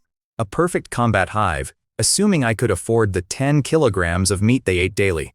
Talk about a jackpot. I originally just wanted some honey for my barbecue. I glazed some meat, slapped it on the grill, and man, it smelled like heaven.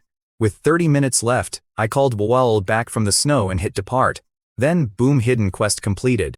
The system handed me a portable arsenal card, basically a magic pocket for 3 weapons. I checked my mental energy. Was my stamina bouncing back faster after those inspiration flashes?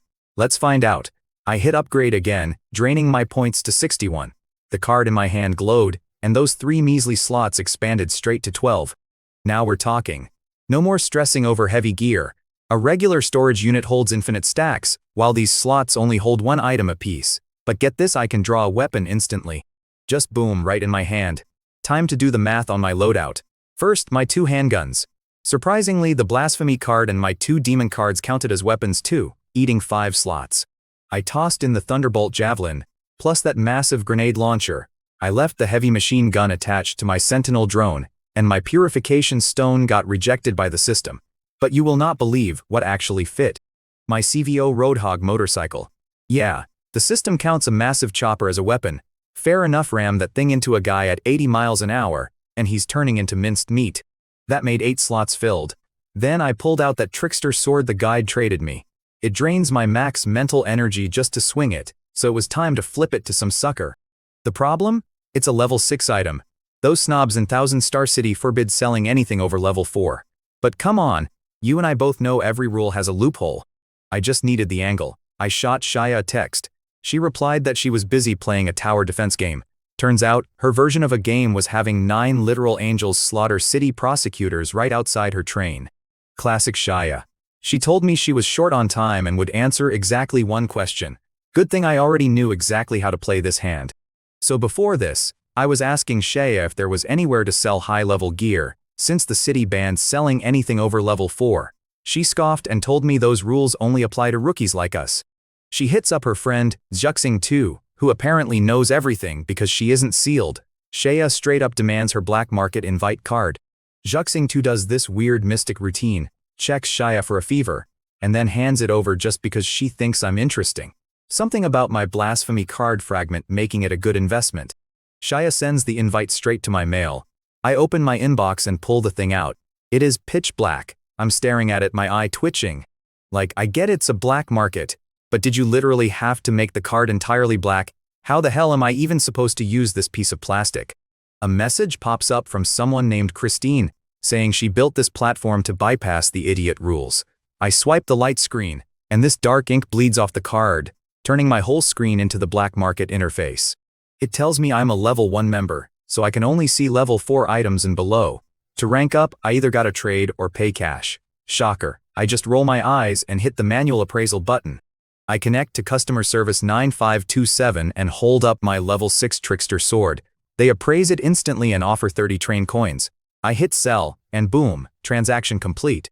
They even waived the 5% fee for my first time. I didn't think a cursed sword would sell that fast.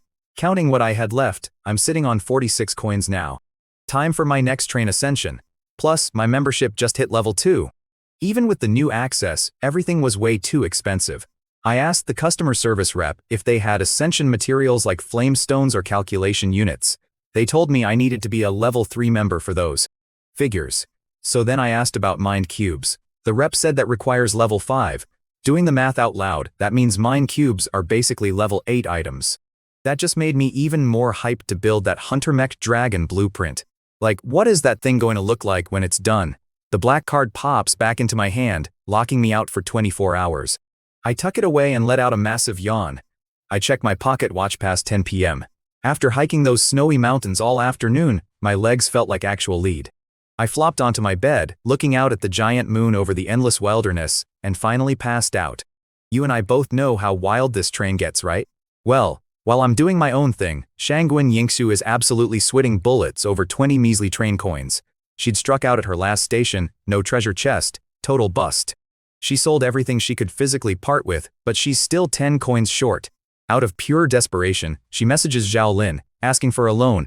Zhao Lin practically rubs her eyes in disbelief. 10 coins is a lot of scratch out here. When Zhao Lin asks what the emergency is, Shangguan straight up calls me a profiteer.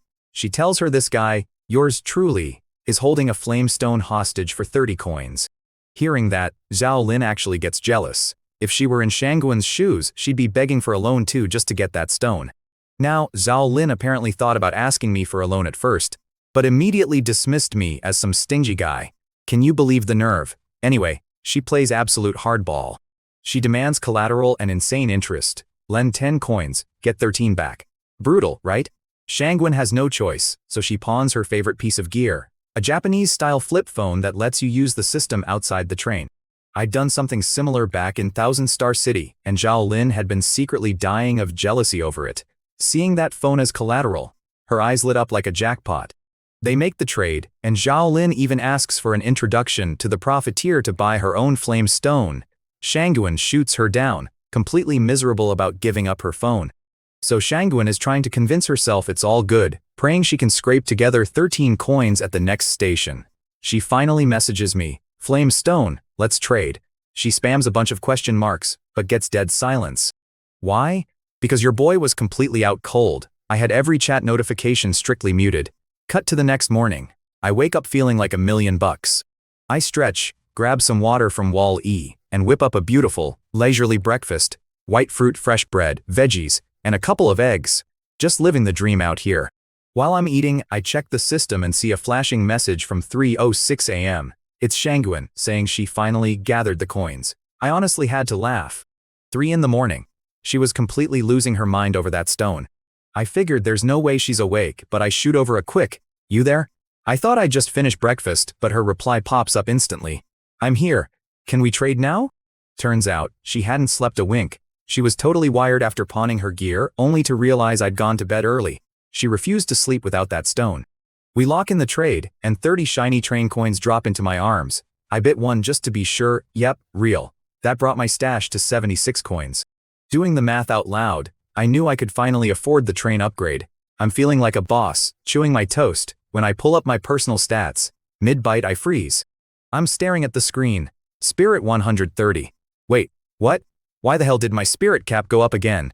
I literally just slept. Look, you and I both know surviving out here makes you a bit crazy, but my spirit stat was up for zero reason. Was it that weird flash of inspiration thing yesterday? Or maybe I ate way too many sketchy white fruits. I'm betting on the fruit. Anyway, free stats are free stats. I finish my breakfast, listen to the endless thump-thump of the train rolling through the dead wilderness, and step into the locomotive. Time to upgrade to level 6. The morning sun catches my hand as I touch the console. I say the magic word sublimate and boom. My stamina drops from 120 to 60, spirit from 130 to 50. A blinding blue light swallows the whole train. The wheels scream, the whistle blasts loud enough to terrify every monster for miles, and just like that, the upgrade is done. The system chimes that the train is officially level 6, then hits me with the grocery list for level 7. Get this: 1,000 kilos of wood, 1,050 kilos of metal, 600 mechanical parts. Throw in some glass, electronics, 15 kilos of gold, 20 kilos of mithril, and a shiny storage array. I mentally jot that down.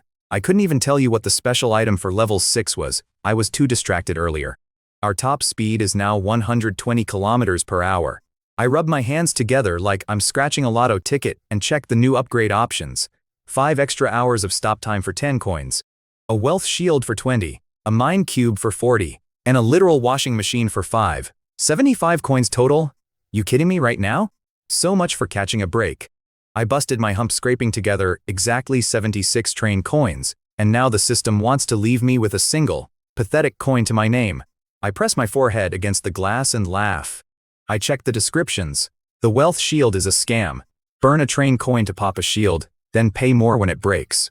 Seriously, why does every piece of train gear nickel and dime me? I skip it and look at the mine cube.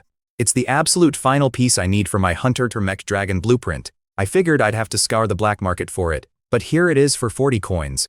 The washing machine is tempting too, since my robot ruins my laundry. But I drop the 40 coins on the cube first. They dissolve into golden dust, leaving a floating, glowing blue cube in my hands. Looks like a really expensive night light. I pull out my mech blueprint. I already had the rest of the junk piled up. I slam the cube onto the blueprint, and instantly, this blinding blue light floods the locomotive. I squeeze my eyes shut. The train starts shaking violently under my boots, and I hear what sounds like 1,000 windows shattering.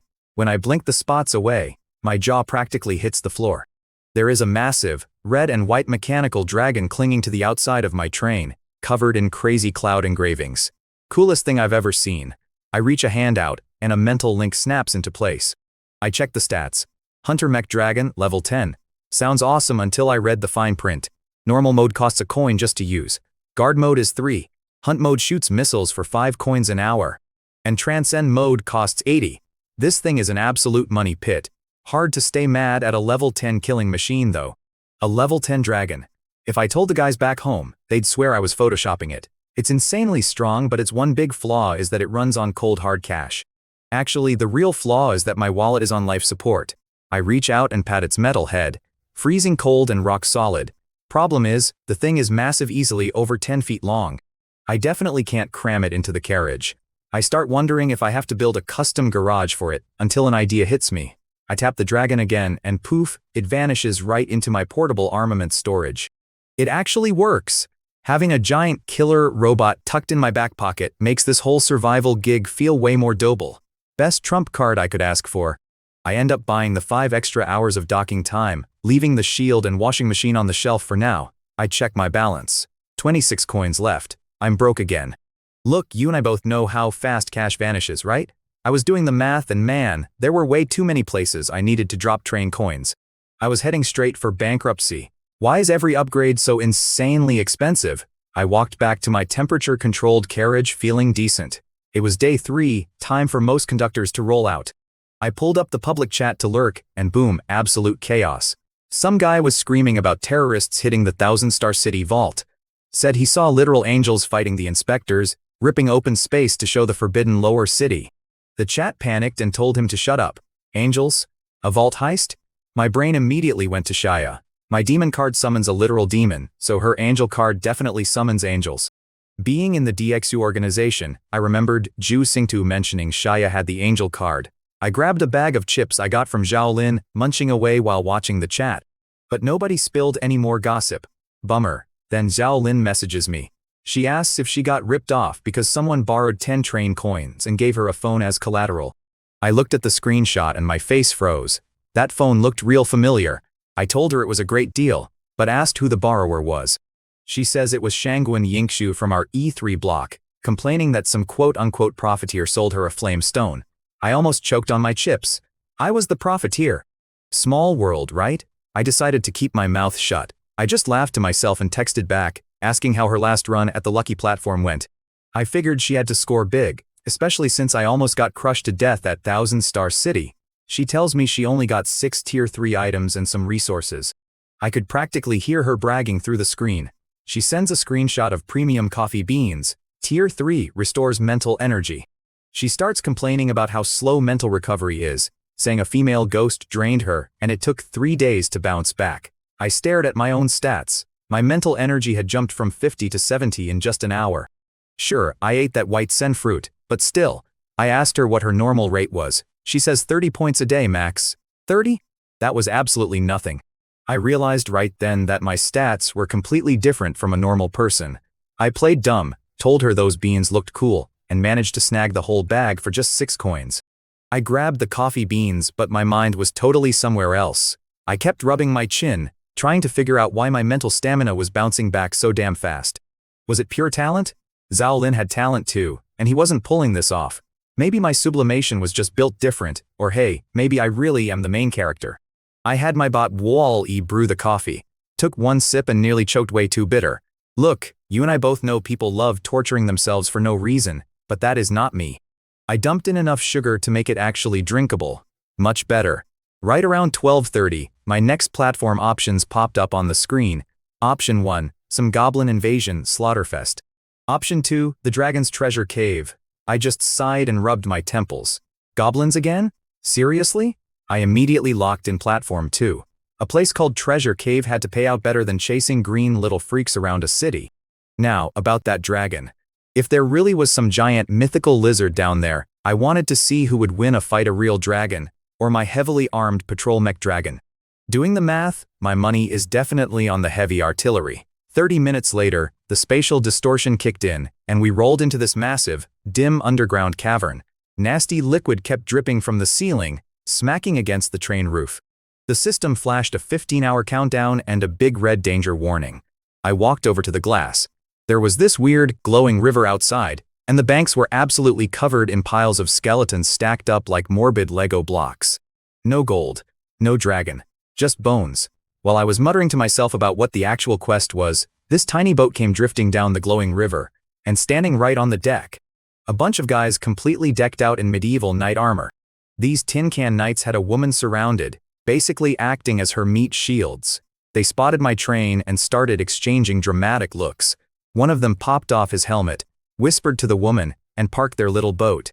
The guy sprints over to my train, bangs on the door, and yells out, asking if I am the divine envoy sent by the temple. A divine envoy. So I guess that was my assigned role for this crazy platform. I slid the window open and casually asked him what the hell was going on. The guy looked me up and down like he wasn't convinced, asking if I was really the envoy. I just gave him a look and asked what he thought. He started rambling about how they used a god's coin to summon this legendary vehicle, which meant I had to be the messenger. A god's coin? My ears instantly perked up. I narrowed my eyes and told him to show me the money. The guy reaches into his armor and pulls out a pouch packed with 15 actual train coins. Unbelievable. It blew my mind that these locals actually knew about trains and coins, using them to summon conductors like me as holy backup. The knight handed over the pouch, and I used the system to scan it. Boom. All 15 were genuine. Getting paid before I even threw a punch. That is my kind of business. I pocketed the cash and asked what they needed, nodding toward the woman. The knight gave me the sob story. A dragon kidnapped their princess. They sent 300 men to save her. The dragon vanished. They grabbed her, but now almost all their guys were dead. They needed an escort. A dragon and a princess. Come on, that setup is so cliché it hurts. I knew right then this was just a surface-level distraction. The real quest was hiding. They brought the princess over. Honestly, she looked completely average. But I swear to you, when she locked eyes with me, her pupils snapped into vertical slits for a split second. Actual snake eyes. My instincts immediately started screaming. Last time I checked, normal humans do not have vertical pupils. I trust my gut, and this princess was throwing off some seriously bad vibes. She gave me this polite act, introducing herself as Princess Franielle, gushing about how amazing my train was. I just forced a smile, told her I'd get them out, and shut the window. I crouched down, patted Wall-E. and slapped a coin on his head to trigger his treasure hunting mode. I told the little guy to stay frosty with a dragon on the loose. Then, I grabbed my pack and stepped outside. The whole group stared at me. I locked the train doors and quietly booted up my sentinel and watcher systems. Instantly, my sentinel wanted to engage. I had to manually force it to stand down. I looked at the princess and chuckled to myself. An enemy. Now things were getting fun. If she was hostile, the real hidden quest was absolutely tied to her. The lead knight looked completely confused, asking why I wasn't just letting them on the train. I cut him off right there. I told him the train stays put, and I'd be walking out with them. The knights looked at each other like I was out of my mind. The lead guy, Artush, actually caught an attitude, saying one guy without his holy vehicle couldn't protect them. But Franiel stepped in, putting on this sickly sweet voice, saying mere mortals probably weren't allowed on the train anyway. She flashed me a fake smile and told me to lead the way. I just smiled back. I really wanted to see exactly what this snake-eyed girl was plotting. We piled onto their tiny boat, making it a seriously tight squeeze. I parked myself at the back, closed my eyes, and acted like I was taking a nap while I secretly scrolled the chat room. An hour later, the boat hit the brakes. A massive wave of blistering heat slapped me in the face. I opened my eyes to see a 10-foot-long worm coiled up ahead, roaring through a jagged, saw-toothed mouth as it lunged at us. Artush started screaming to protect the princess. Before they could even draw their swords, I pulled my guns. Bang, bang, bang. I let the heavy artillery do the talking. Picture this. My gun, Ebony, is tearing through this massive worm monster. The bullets rip into its body and detonate. Disgusting green blood splatters everywhere, coating the knights and Princess Franiel. One guy took a hit to the head and started screaming. Artush yelled to protect the princess, and I gotta admit, I respected the hustle. Then I spotted it. The armor blew open, revealing a fleshy core beating like a heart. One bullet straight through, and the thing exploded. The worm collapsed with an awful screech. I told them to keep moving. Man, these knights looked at me like I was God, dropping to their knees and calling me a divine envoy. Franiel just stared at me, calculating. We hit a dead end of collapsed rocks. I stepped up, casually brushed past her shoulder, and blasted a massive hole right through the heavy stone rubble. Artush and his boys cheered like they won the lottery. They thought we were home free. But stick with me here, you and I know this mission was never going to end that easily. They walked through the gap, but I stayed put. I called out to Franiel. She stopped and gave me this sweet smile. But the second I pointed my gun directly at her head, the vibe changed. Artush lost his mind, screaming to protect her. I pulled the trigger, bang, right in the forehead, but her head did not blow off. The bullet just spun against her skin like a top. Her voice dropped 3 octaves. Her eyes turned into these creepy vertical slits, and massive green wings ripped out of her back. The force of her dragon aura flattened every single knight to the dirt. She just hovered there, glaring at me, pissed I saw through her perfect disguise. I knew from the start. I told it, keeping my gun aimed right at its head. The system gave me the scoop. This was a level 6 treasure dragon. It had hijacked the poor princess's body, sacrificing her soul just to stay alive. The dragon starts acting tough. Human, do you really think that puny weapon can hurt me? I didn't even blink. Bang, fired an armor-piercing round straight through its wing. The thing shrieked in shock, crashing into the dirt. Bang, blew off the second wing before it could recover. I walked right up, my thunderlight boots sparking, and stomped this fake princess into the ground. A level 6 dragon, a human body? Absolute joke. I'm about to put this lizard out of its misery, when Artush suddenly grabs his sword and charges me like a total moron. Release the princess, he yells. Buddy, seriously, read the room. So picture this. I toss down my demon card, and boom, this massive raven demon materializes right out of thin air, pinning that knight, Artush, straight to the dirt. The guy is absolutely losing his mind, screaming at me to let the princess go. And Franiel? Oh, she plays it perfectly. She hides those creepy slit eyes, turns on the waterworks, and starts sobbing about how she is just a scared little girl, not some giant dragon. Everyone buys it. Artush starts yelling that I am the real monster, telling the guys to raise their swords. And you know what? The other knights actually listen to him. They are standing there, talking about how she needs time to recover, like I did not just break her giant dragon wings a minute ago. Suddenly, I am the bad guy for not letting her go.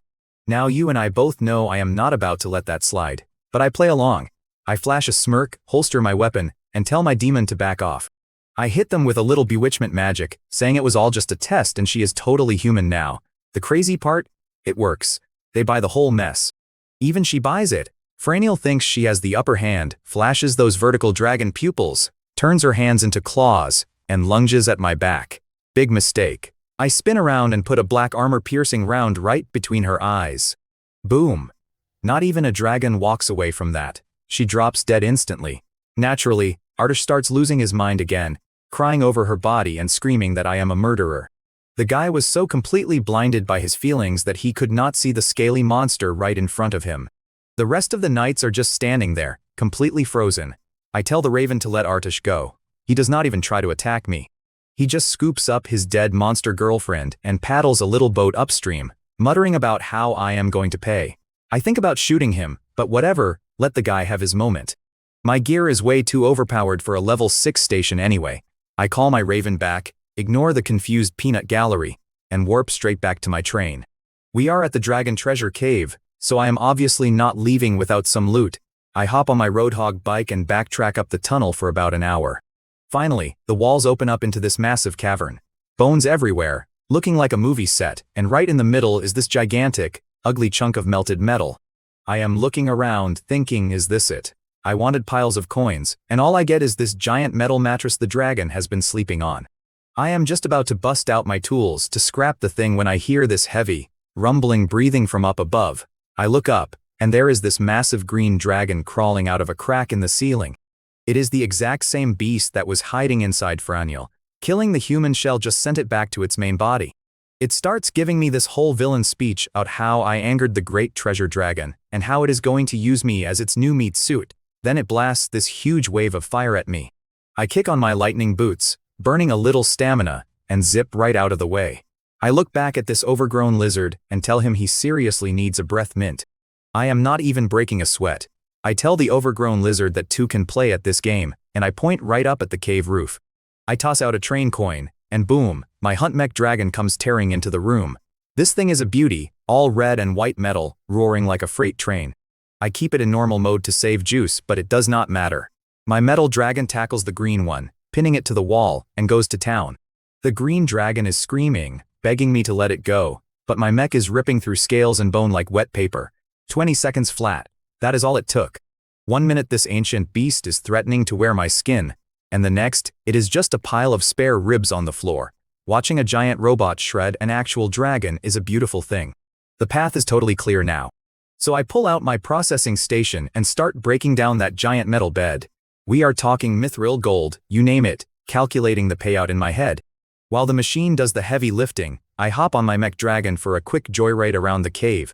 Suddenly, my heads-up display flashes a security warning. Some idiot is trying to break into my train, and my automated defenses have him pinned. I check the camera feed, and would you believe it? It is Artush, still lugging his dead girlfriend around. He seriously fought the river all the way back just to sneak onto my ride. Talk about zero survival instincts. I tap the screen, approving the lethal force protocol, and go back to my scrapping. An hour later, I pull up to the train and see a big red smear on the platform. The guy asked for it, honestly. My security system works like a total charm. 12 stops into this crazy ride, and this was the very first time some idiot actually tried sneaking onto my train. I hopped out of the Hunt Dragon mech, shoved the scrap metal it brought back into storage, and did the math. The Dragon's Treasure Cave was a 2-hour round trip. The mech cuts that in half, but it burns through train coins like crazy, and your boy ain't exactly made of money. I patted its giant iron head. Just a lethal wall-e with zero thoughts. I parked the money pit on the roof to charge and grabbed the road tyrant to head back to the cave. I even summoned my raven demon to do the heavy lifting. Picture this, a literal demon of darkness playing forklift for me. We bagged 2,300 kilos of metal, plus 150 of mithril and 89 kilos of gold.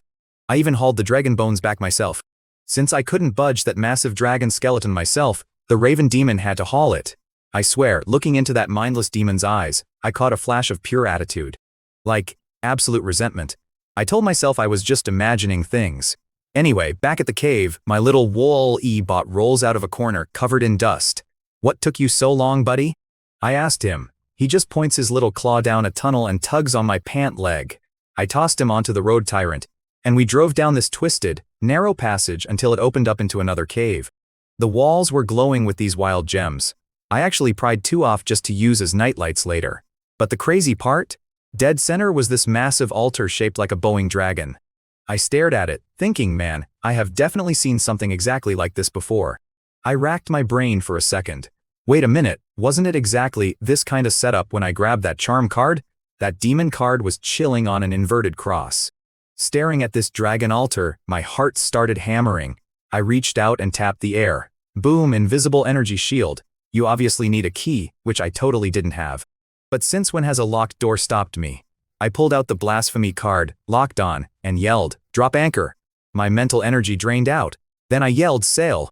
Suddenly I'm drowning, water rushing in my ears with this heavy gurgling sound. I popped my eyes open, and I was already inside the altar. I let out a massive breath, shook off the dizziness, and started hiking up these crazy stone stairs, 10 stories high, man. Just endless climbing. I finally made it to the massive platform up top, legs burning. Right in the middle sat a smaller dragon altar. Stick with me here, because this is where it gets good. My heart was going a mile a minute. I crept up, and there it was. A dark gold card floating in midair, rocking a dragon and a coin logo. I snatched it up and checked my system panel. Dragon card wealth. It drops 5 train coins every single day and keeps low-level monsters from scratching me. 5 coins sounds like chump change, right? But do the math. It is pure passive income. Even if I am chilling in some city and skipping the stations, I am still getting paid. Safe, steady cash flow. Honestly, a normal guy would pick this safe bet over my demon card any day. But lucky for me, I did not have to make that choice. I own both of them now. Major profit. I hopped down from the altar and waved at Wally, my buddy waiting outside. I told him to head back and I would catch him at the train. Once he rolled off, I pulled out the anchor, waited for the cooldown, and yelled to sail. That sinking feeling hit me again, and those creepy whispers sounded way clearer. I had no clue at the time, but while I was celebrating, things were tense over at Auron Corporation. Some corporate suit was staring at her tracker, freaking out because my new card just blinked off her map. She was chugging coffee, grilling her operatives about how a junk station got cleaned out twice in a week. They had zero idea I existed. They were actually blaming it on system glitches since no elite conductors were registered nearby. Honestly, it is pure comedy. This Auron Corp boss was sweating over her coffee, stressing about the Imperial sequence guys. Her lackey brings up this crazy angled chick who just wrecked 37 inspectors and caught a massive bounty. The boss played it cool, pretending she did not need the cash, but she was terrified. Then she pivots to her real obsession, blasphemy cards. Her lackey admitted they had 0 leads. She was furious. She had been clutching this one tiny card fragment for 12 long years, whining about how the cards are supposed to choose their masters. She even complained about a rumor of a new blasphemy card holder surfacing.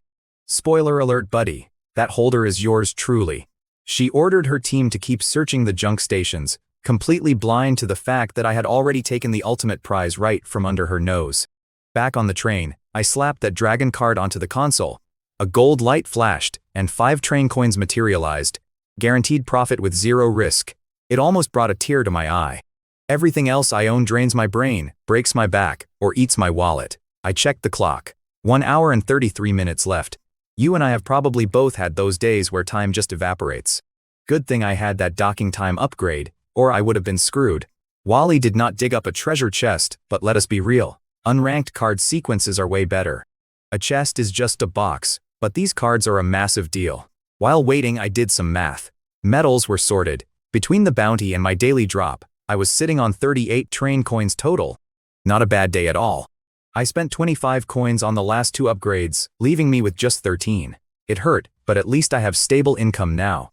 Recycling that monster gave me 500 kilograms of meat, a skeleton, and some blood. My mech dragon hits so hard that I lost some meat in the fight, but I am not complaining. I even swiped some useless gems to decorate the train. When Wally finally rolled up, I patted his head and told him he did great. He did a happy spin and pointed at his charger. I told him to go nuts. The guy only cares about my praise and filling his battery. My mech dragon was fully charged too, but keeping it fueled is a massive hassle. If I want to stop bleeding cash on recharges, I need to find a permanent power source for that big metal beast soon. No rush, it'll come to me eventually, I muttered, packing the hunter mech away. I watched the clock tick down its last 30 minutes. We were finally out of there. Rolling into the early hours of the next day, the system hit me with a sweet reward, the Dragon Slayer title. I was exhausted but way too wired to sleep, so I climbed onto the train car roof. The local monsters were frozen in place, Totally spooked by my dragon card's aura, I sat there munching on a fruit, doing some quick math. These station stops are getting way longer. If we hit 24 hours, am I just gonna be running nonstop?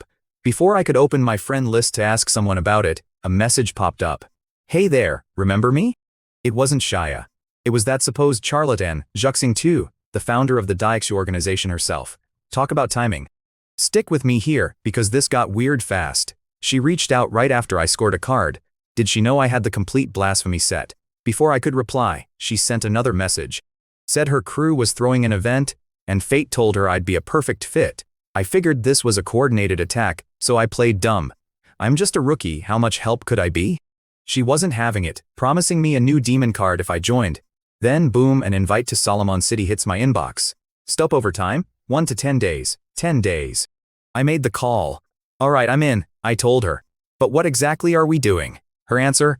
We're going there to release some things. When I asked what things, she just gave me some vague nonsense about fate. Unbelievable. A riddle monger. No wonder they called her a charlatan. And honestly, how was I supposed to help her? That insane fight back in Thousand Star City was still playing on loop in my brain. I figured I'd just ask her directly about the stop times. She told me once you hit 24 hours, the rules flip. You get a 3-day window instead of a daily schedule. You can stroll in and out of cities, or even park the train out in the absolute wilderness. Park in the wilderness. I tried to picture what was even out there past the tracks. I asked her if I could just buy stop time outright. She laughed, said I was super lucky to have the tradable kind, and casually dropped that each hour sells for 30 train coins. I literally blinked at the screen. 30? I did the math out loud. 30 coins an hour? That meant the 5 hours I just burned were worth 150 train coins. I actually hissed through my teeth. She told me it was a rare module and not to be heartbroken. Right. My wallet was bleeding. I told her I was hitting Solomon City next and asked where we should meet. She hit me with more mystical nonsense. Said I didn't even need to find her, just walking into the city meant fate was working, and she'd give me a demon card when I left. I didn't know it then, but while I logged off, she was sitting in the dark playing with her glowing cards. She was failing to track down a blasphemy card, and plotting to give me a dragon card just to infuriate some dragon-obsessed guy in her little secret club. Turns out, she was hoping this dragon lover guy would die of rage if she gave me the card, but she figured Shia would murder him, and she'd lose a decent lackey. She ended up pulling this special dark gold card featuring a woman that looked exactly like my anchor. I was completely oblivious to all this though. I was dead on my feet, crashing hard on my bed. I totally missed the massive, black jellyfish monsters floating through the sky outside, chasing my train.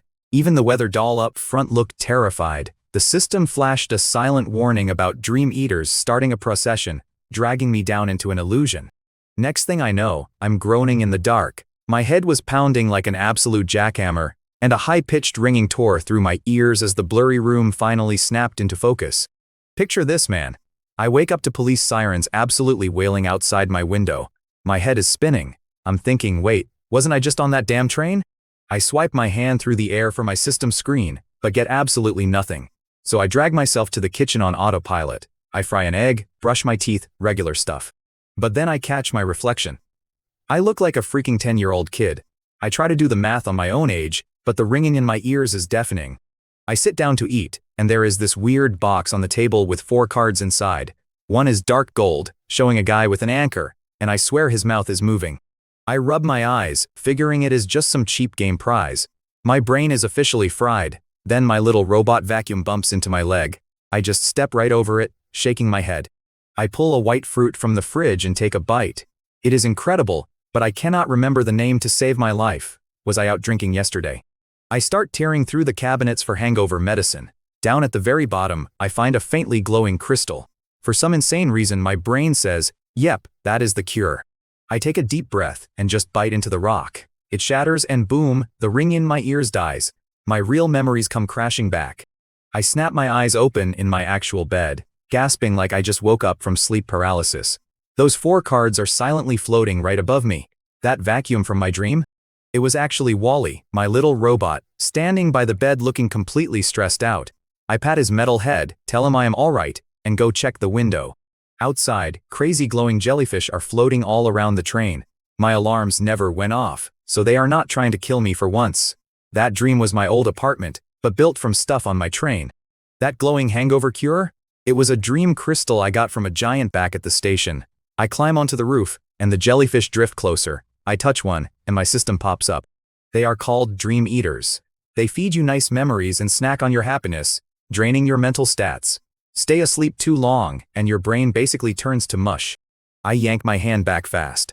I quickly check my stats, and my mental capacity is sitting pretty at 130. No drop at all. I let out a massive breath.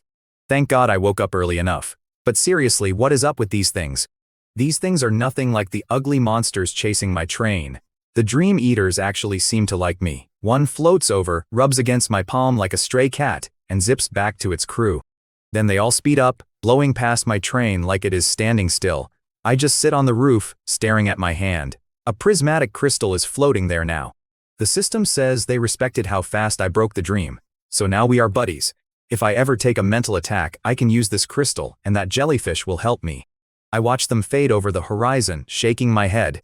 They give you wonderful dreams, but will completely devour your sanity if you oversleep.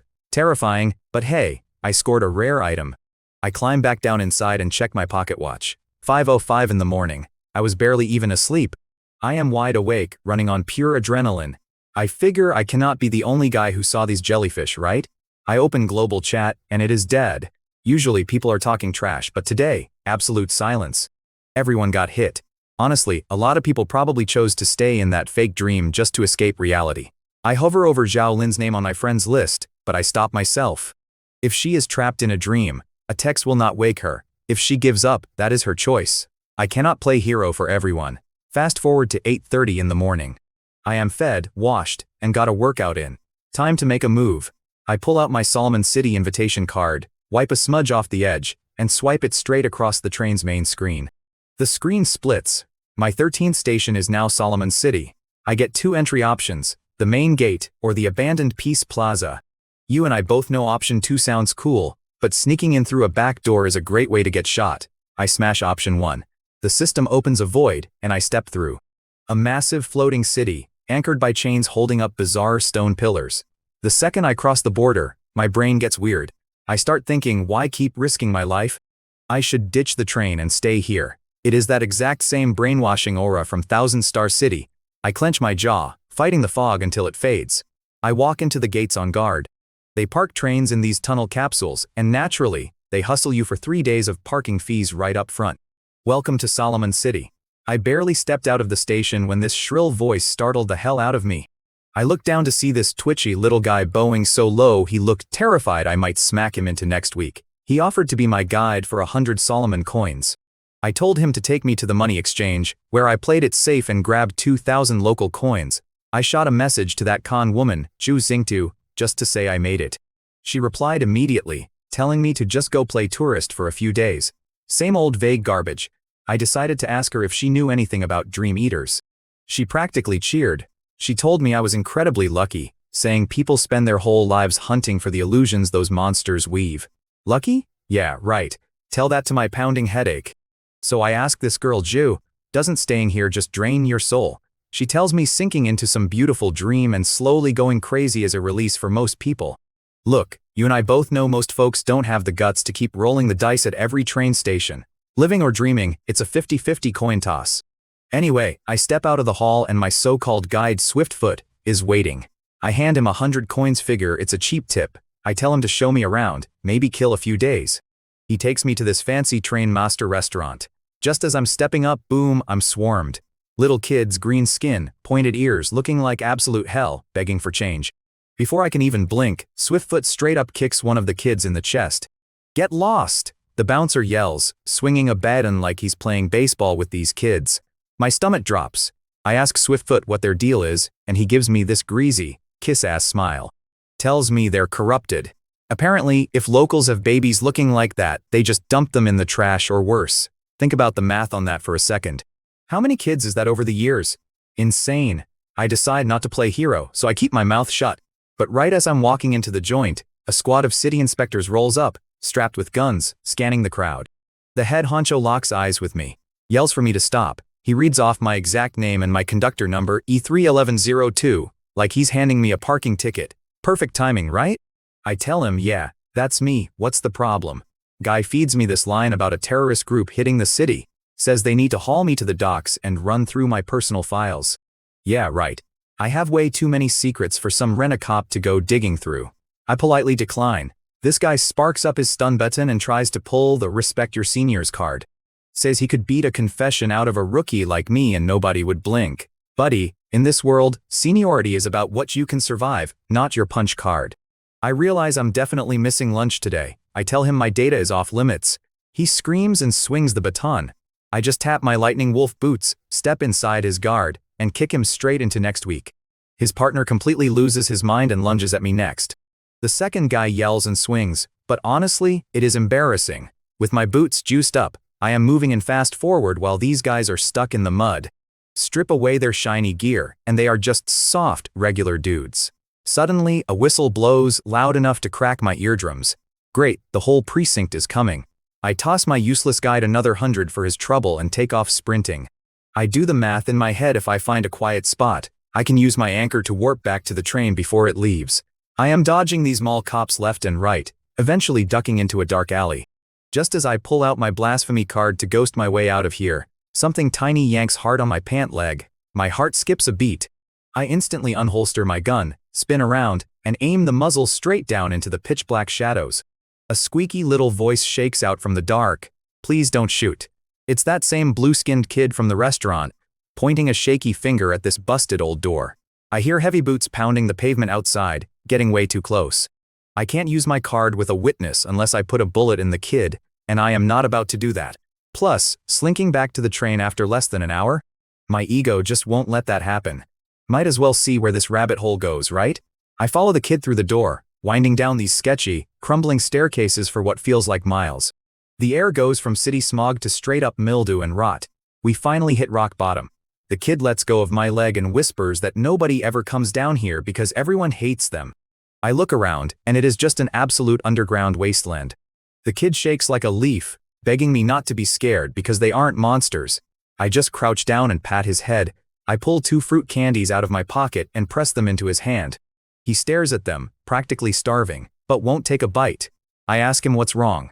He bites his lip and whispers that his sister died after eating candy some folks from the surface gave her. Man, that hits me like a freight train.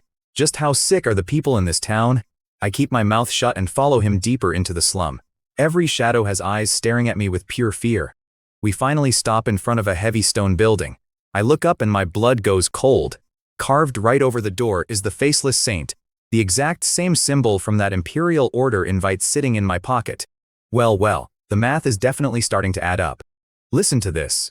I started wondering if this entire miserable day was just some elaborate setup by that con woman. If it was, I was gonna lose my mind. I tightened my grip on my guns, made sure a round was chambered, and pushed the door open. Inside, a masked woman was casually tapping a wooden block. She stood up, introducing herself as Monroe Gina, a name I recognized from the Imperial Order chat. She flat out admitted she leaked the group's location, using me as bait for the local inspectors just because I was new in town. A little girl with literal blue skin walked in and handed me a glass of water. I ignored it. Gina tapped her mask and asked if I was curious why she set me up. I stared right at her blank face and told her I wasn't curious at all. I spun around to walk right back out. Wait a minute, she called out, and tossed a heavy metal key straight at my chest. Look, you and I both know how wild this gets. Monroe Gina pulls a sword out of thin air, traces the wall and booms secret door. She says we gotta move my train so the inspectors don't bust me.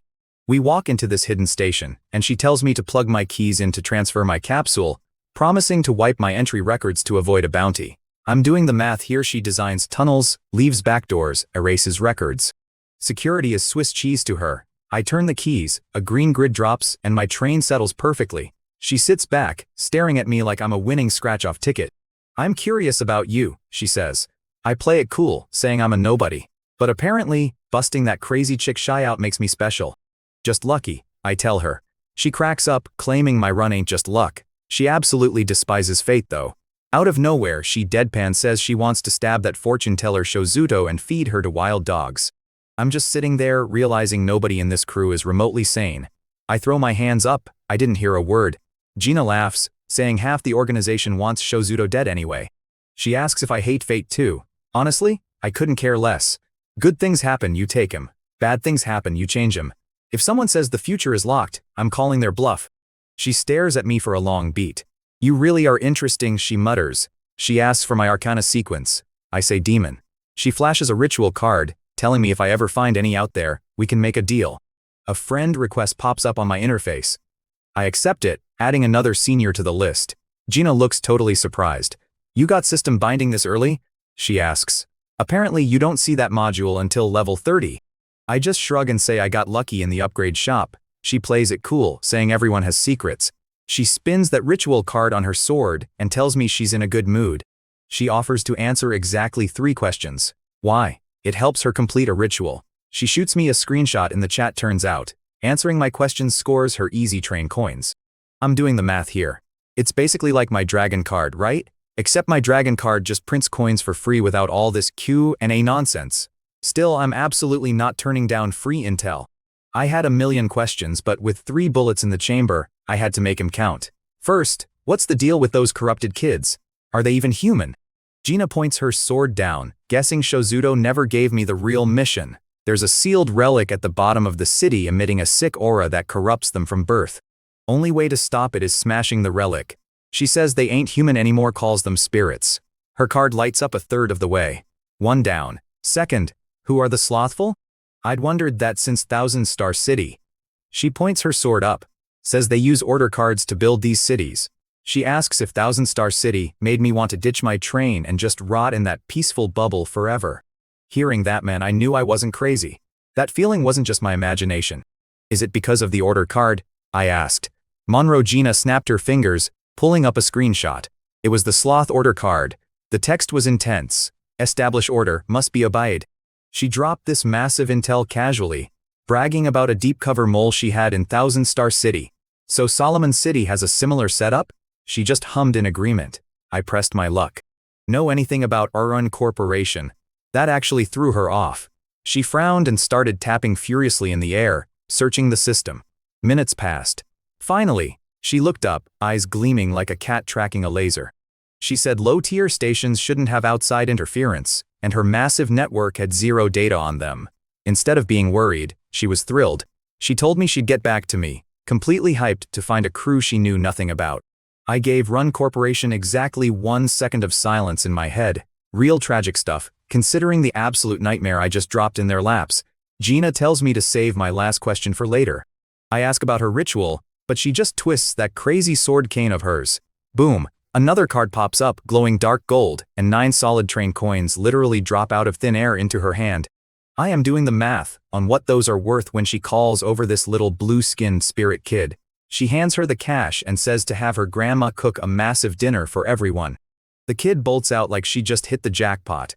I don't even know if Gina's totally human, but feeding the whole block makes her a decent person in my book. She watches the kid run off, then looks at me. Quite pitiful, aren't they? She asks if I want to bring one of the kids aboard my train. I shook my head fast. Nope, I fly solo. She laughs and says it is wild how the decent folks always ride alone, but the scumbags love packing their trains. She asks me why. Listen, you and I both know it is just simple math. More people equals way more headache is. Having humans in my space stresses me out, give me a robot any day. Gina realizes I am useless at deep thoughts, so she offers to grab some barbecue. I pass, mostly because my system interface is absolutely blowing up. She walks off, leaving me rubbing my temples on the platform. I open my screen, and it is pure chaos. Zhao Lin is spamming me in a full panic, screaming that her mental limit permanently dropped and begging me to wake up. The non-stop pings were rattling my brain. I texted back, telling her to chill before my head exploded. She replies fast, asking if my stats dropped. I told her I woke up ages ago, and asked how she escaped the jellyfish. She dreamt of her old home petting cats, 0 stress. I asked how she walked away from that. Get this. She remembered our last stop was a good luck station, meaning she was due for serious bad luck. She did the math and realized the universe wasn't handing her a happy ending. Her terrible luck actually saved her life. Because she expects the worst, she saw right through the trap. Her talent is honestly insane. I asked for the damage, and she sends a screenshot. Mental at 80 out of 100. The price of a sweet dream. That is a tough break. So I am looking at my stats. 20 points gone. That is way too much to lose, and there is 0 sign of it coming back. I only slept half the day and took a huge hit. If I had stayed asleep, I definitely would have gone crazy. I rubbed my chin and pulled open the public chat. A few people were talking, but most of these poor bastards were still trapped in those sweet dreams. They probably knew it was fake and chose to stay. I started wondering about Shanggu and Yingshu, so I shot her a question mark. She hit me back in a minute. She lost 15 points, which is a literal headache. She asked what my dream was. I told her I woke up ages ago without losing a single point, but I dreamed of my old home. Turns out, she did too. Seems like everyone out here is just dreaming of the homes they left behind. Surviving these nightmare trains is so brutal that any past beats the present. Unlike me, who grew up in an orphanage, most people had families they will never see again. I wrapped up the chat and saw Zhao Lin had spammed me. She asked if running into those jellyfish counted as using up her bad luck, since our next stop was a bad luck station. Honestly, the kid had a point. Misfortune is basically a math equation. But she was terrified to test it. She said a guy offered her a city pass for 8 train coins so she could hide and skip the station. 8 coins. I told her to give the cash to me instead. I had a multi-use invite card to Solemn City, and I was not about to let perfectly good money go to some random stranger. I headed straight for the entry station to lock it down. So picture this. You and I are walking through the city, and the vibe is completely shot. Everyone's whispering about the Diaksu organization rolling into town. You got armed goons in uniform everywhere, shaking down locals for zero reason. Then I hear her. "Kian, I'm over here," Zhao Lin stammers from the platform. She spots the cops and practically folds in half. I grab her hand. "Let's move," I tell her. We duck into an alley, and I hold out my hand. "Cough it up." She hands over the invite card, looking like a kicked puppy. "Where'd you get this?" she asks. I just sigh. Am I on the clock to answer stupid questions? Zip it. And hey, you owe me another 5 train coins. She points at herself like a confused pigeon. Me? I laugh. Who else? If your bad luck rubs off on me, my overhead skyrockets. That's a 5-coin risk premium right there. She whines, "But didn't I already pay you?" "That was just the cover charge," I tell her deadpan. "This is the bad luck tax." She puffs her cheeks out. "You're unbelievable."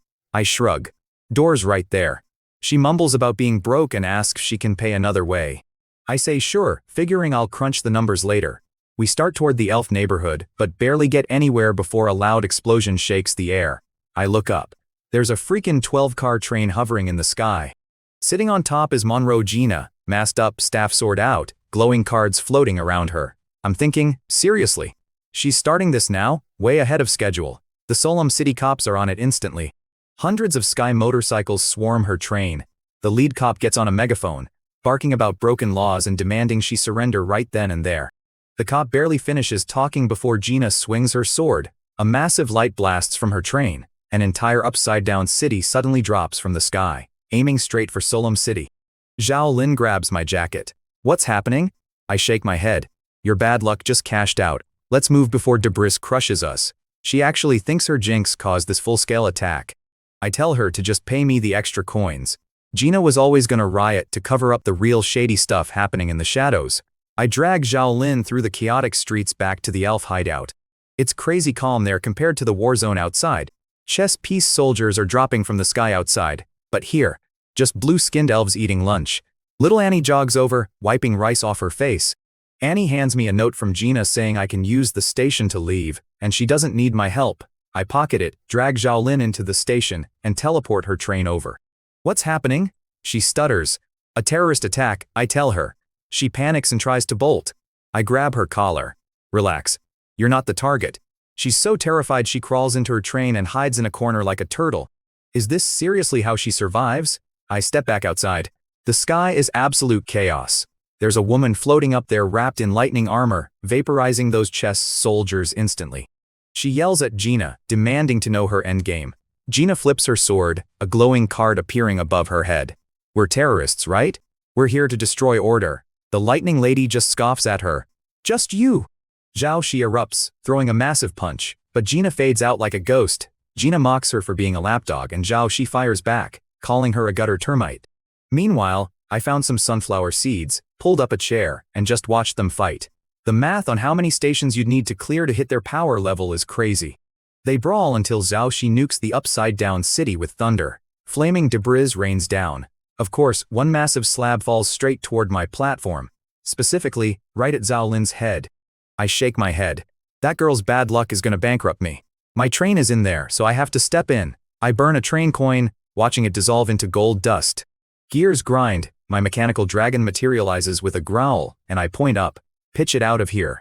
My dragon launches up, catches the falling debris, and hurls it into an empty sector. Up in the sky, Zhao Xi stops chasing Gina. She catches a flash of my dragon's armor and drops back to the street. A rookie cop runs up panting. Why did you stop? That was Gina. Zhao Xi gives her a glacial stare. Are you giving me orders? The rookie freezes. By the time she blinks, Zhao Xi is gone, leaving a cold threat behind. Next time, go be a train conductor. The rookie collapses. If you quit the wasteland to hide in the city, you do not want a ticket back. Meanwhile, Zhao Xi is closing in fast. She can't fly, she just takes these massive leaps. She lands right in our hideout, scanning the elves. The corrupted ones. This many are still alive? Everyone panics. The Grand Inquisitor crashing your lunch break? Those poor blue elves were terrified. Picture this, man. You and I both know how these things go, but this chick Zhao Xi, totally unhinged. She completely ignores the rest of the crew, hops behind a building, and just snatches up this little girl, Annie, like she is picking an apple, asks her if she saw a dragon. The poor kid is shaking like a leaf, shakes her head no, but her eyes are darting everywhere. Dead giveaway. Zhao Xi just drops her, pats her on the head, and spots the only clean building left in this dump. She walks right up, sniffs the air like a bloodhound, and mutters something about smelling a woman, 2 trains, and a space station. Then she literally draws a glowing symbol in the air. Crazy, right? The symbol hits the wall and bam, the door gets pried open by pure light. She strolls right in, sniffing the air again, talking about smelling fear and spotting my sentry guard. She even asks me to come out. I was watching the whole freak show through my system screen, and my head was absolutely pounding.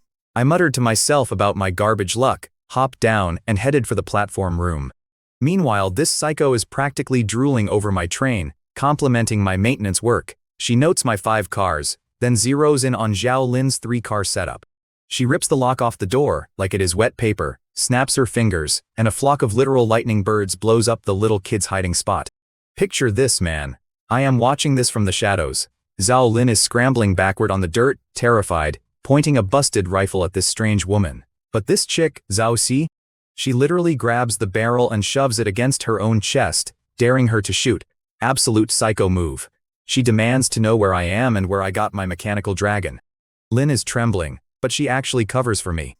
Says she has no clue. Zhao Xi starts pinching Lin's cheek like a creep, teasing her about being my girlfriend. That is my cue. Bang. I fire a shot right at her, but she blocks it with a literal lightning shield. She smirks and says, interesting.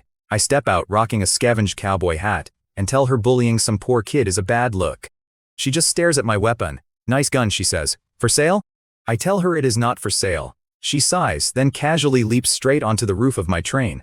She leans in, asking if the dragon is mine. I try playing dumb, but she snaps her fingers and her own mechanical dragon pops out. She claims she can literally smell my dragon on me. What is she? A bloodhound. I had no idea metal could even have a scent. She demands to know where I got the blueprint. I try to lie, but her glare breaks me. I admit I found it stashed away. She starts petting her dragon, casually mentioning how she ripped the heart out of the guy who stole it from her years ago. Completely unhinged, man. She asks if he is dead now. I tell her yeah. Found his grave at that creepy manor. She just smirks, says good riddance, and then demands to see my dragon. I tell her it costs money to activate, and she chucks a pouch right at my head. 20 train coins. I pocket the cash, because hey, money is money. I snap my fingers and my dragon flies out. It is a dead ringer for hers, just a different color.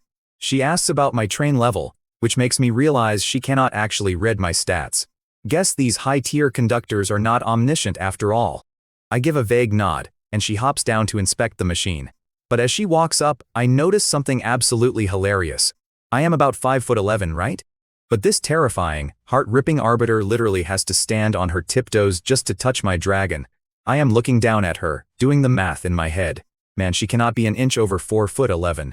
She hops back onto the roof. Guess she prefers the high ground so she does not strain her neck. She introduces herself as Zhao Xi, the city arbiter, acting like I should know her. I tell her we literally just met. She strikes this confident pose, which is honestly just funny knowing how short she is. Then her vibe shifts. Her eyes lock onto me, demanding to know why my train is out in the dirt instead of the station. I explain I got scammed looking for a cheap mechanic. She shrugs it off, then asks what guild I am in. I tell her it is some random crew back in 1000 Star. Next thing I know, she is bluntly offering me a spot in her local tribunal.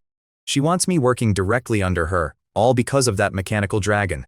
She claims joining the tribunal does not mean losing my train. She claps her hands like it is a done deal, and my interface lights up with a faction invite.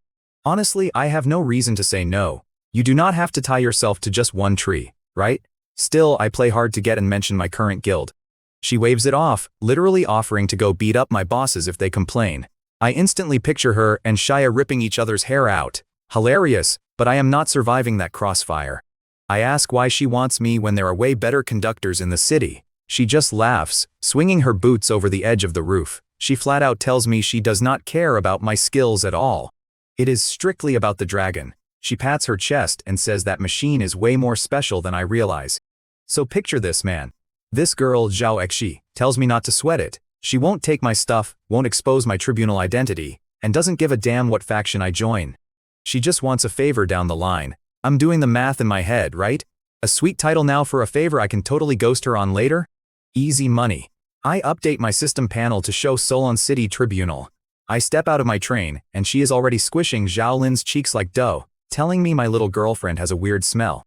I try to explain we're just friends, mostly because transactional acquaintances sound sketchy.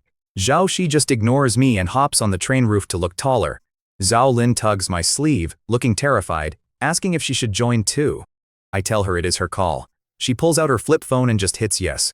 So this chick on my roof tosses down 2 badges. Mine is a badge of judgment, making me a 3rd-ranked judge for the Solon City Tribunal.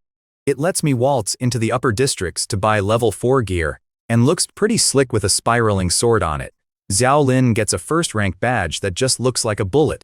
Zhao Shi tells us to wear them so the city hounds leave us alone. Then she yawns like she is completely bored and answers a ringing phone. Some lady is screaming on the other end that the Imperial Order is attacking the Order Court. They are shouting about war, astrology, and divine dragon rushing the altar. The lady begs Zhao Shi to come back and do her job as chief to protect the order. You know what this kid does?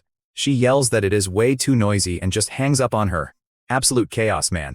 Picture this, alright? Zhao Xi's face goes completely ice cold. She snaps, "I am busy, do not bother me," and literally crushes her phone in her bare hand. Just, crack gone. She settles back, staring at me with those crazy sapphire eyes, not in any rush to head up top where the Imperial Order goons are tearing the city apart for some order card. I do the math, that card is a smokescreen. They are trying to unseal something under Solon City. Did that absolute hack Juxing send me here just to be a meat shield? Probably. I ask if she is really just gonna chill here. She scoffs, saying she hopes the card gets lost so it stops nagging her about sloth. She tells me to hit her up if my hunt dragon acts up, hops off the train roof, and drops one last bomb. She smelled the perfume of the chick who set me up earlier. Then she is just gone. You could tell she absolutely despised that order card. Her last words to me were just telling me not to break my mechanical dragon again before she vanished. The station goes dead quiet. Zhao Lin, who had been holding her breath, lets out this massive sigh. "Are you tight with that judge?" she asks. I laugh. First time we ever met, only happened because the dragon. I do not even finish the sentence before the air gets heavy. The actual space above us starts bulging out. Bam. The grid shatters and a totally wrecked train drops out of the sky, smashing into the dirt. I know this train. It is the one Monroe Gina used earlier. I rush over, the doors hiss open, and it is a complete mess. Her staff sword is snapped in half, her mask is completely shattered, and she has a massive, bleeding hole right across her stomach. Her golden eyes were fading out. She tries to sit up, coughing blood, making a joke about how embarrassing it is to be seen looking this rough. "Do not move," I tell her. I am no doctor, but she is pale as a ghost and checking out for good. She gives a weak laugh, drags a black box out from under her, and explains she could not crack the seal, so she just stole the whole damn thing. Her ritual cards are floating around like they are crying at a funeral. She shoves the box at me, saying to message her if I ever get it open. I ask how I can save her. She sighs, saying it is a fatal curse, and the only thing that could save her is Shia's power, but time is up. Hearing Shia's name, my brain clicks. I bolt back to my train, rip open a storage locker, and grab the only thing I have left. A lollipop. I run back, and she is lying there smiling like it is the end. "Open up," I tell her, and I shove the entire lollipop straight into her mouth. Her eyes go wide. Boom. The bleeding stops dead. A crazy rush of life force knits her flesh right back together, eating the curse until her stomach is perfectly smooth again. I yank the bare stick out of her mouth. Not a drop left, I say, shaking my head. You are paying me back for that. That thing was expensive. She sits up, touching her stomach, looking at me like I grew a second head. What did you just do to me? She asks. I tell her I saved her life with a candy from Shia. Level 8 healing, baby. As long as you are breathing, it keeps you alive. She stands up, tasting the sugar on her lips, and finally says thank you, completely blown away that some rookie just bailed her out of a death sentence. I just shrug. Guess that Mystic Senior was right when she said I would come in handy here. She laughs, tells me not to trust the Mystic's fortune-telling, then asks if she can go change her ruined clothes.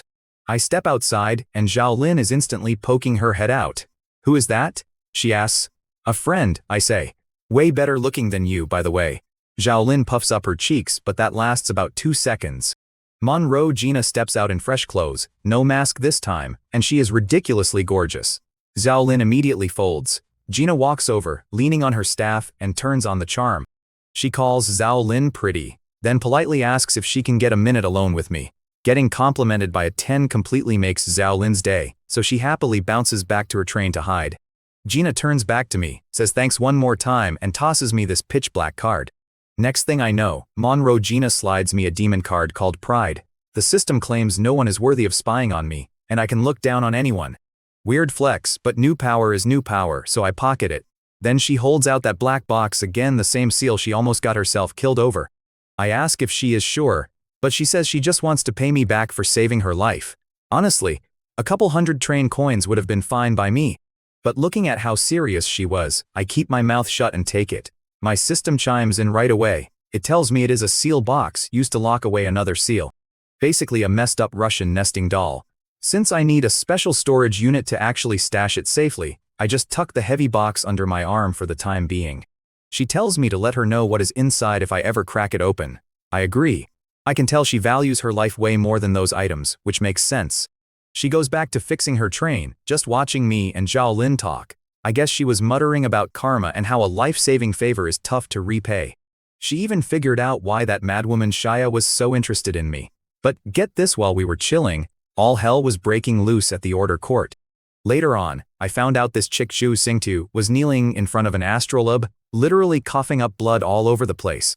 This guy Fan Huo, smoking a cigar and cheap sunglasses, just looks at her and asks if she is dead yet. She laughs, spitting blood, and tells him she can't die, joking about how his crew is always hoping she kicks the bucket. Fan Hu tells her she deserves to die for submitting to fate. She just wipes the blood off her face, claiming things are getting fun. She was using the astrolabe to track down whoever holds the newest blasphemy card. She refused to tell him what she found, which pissed him off. He tells her to locate the order card instead.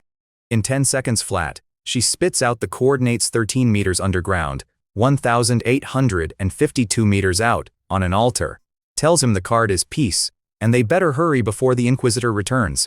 Fan Hu immediately pops a war card, and a massive fleet of bombers appears out of nowhere, carpet bombing the area. Meanwhile, their dragon-loving buddy is just whistling, getting all weird and flushed, while his pet dragons circle around him.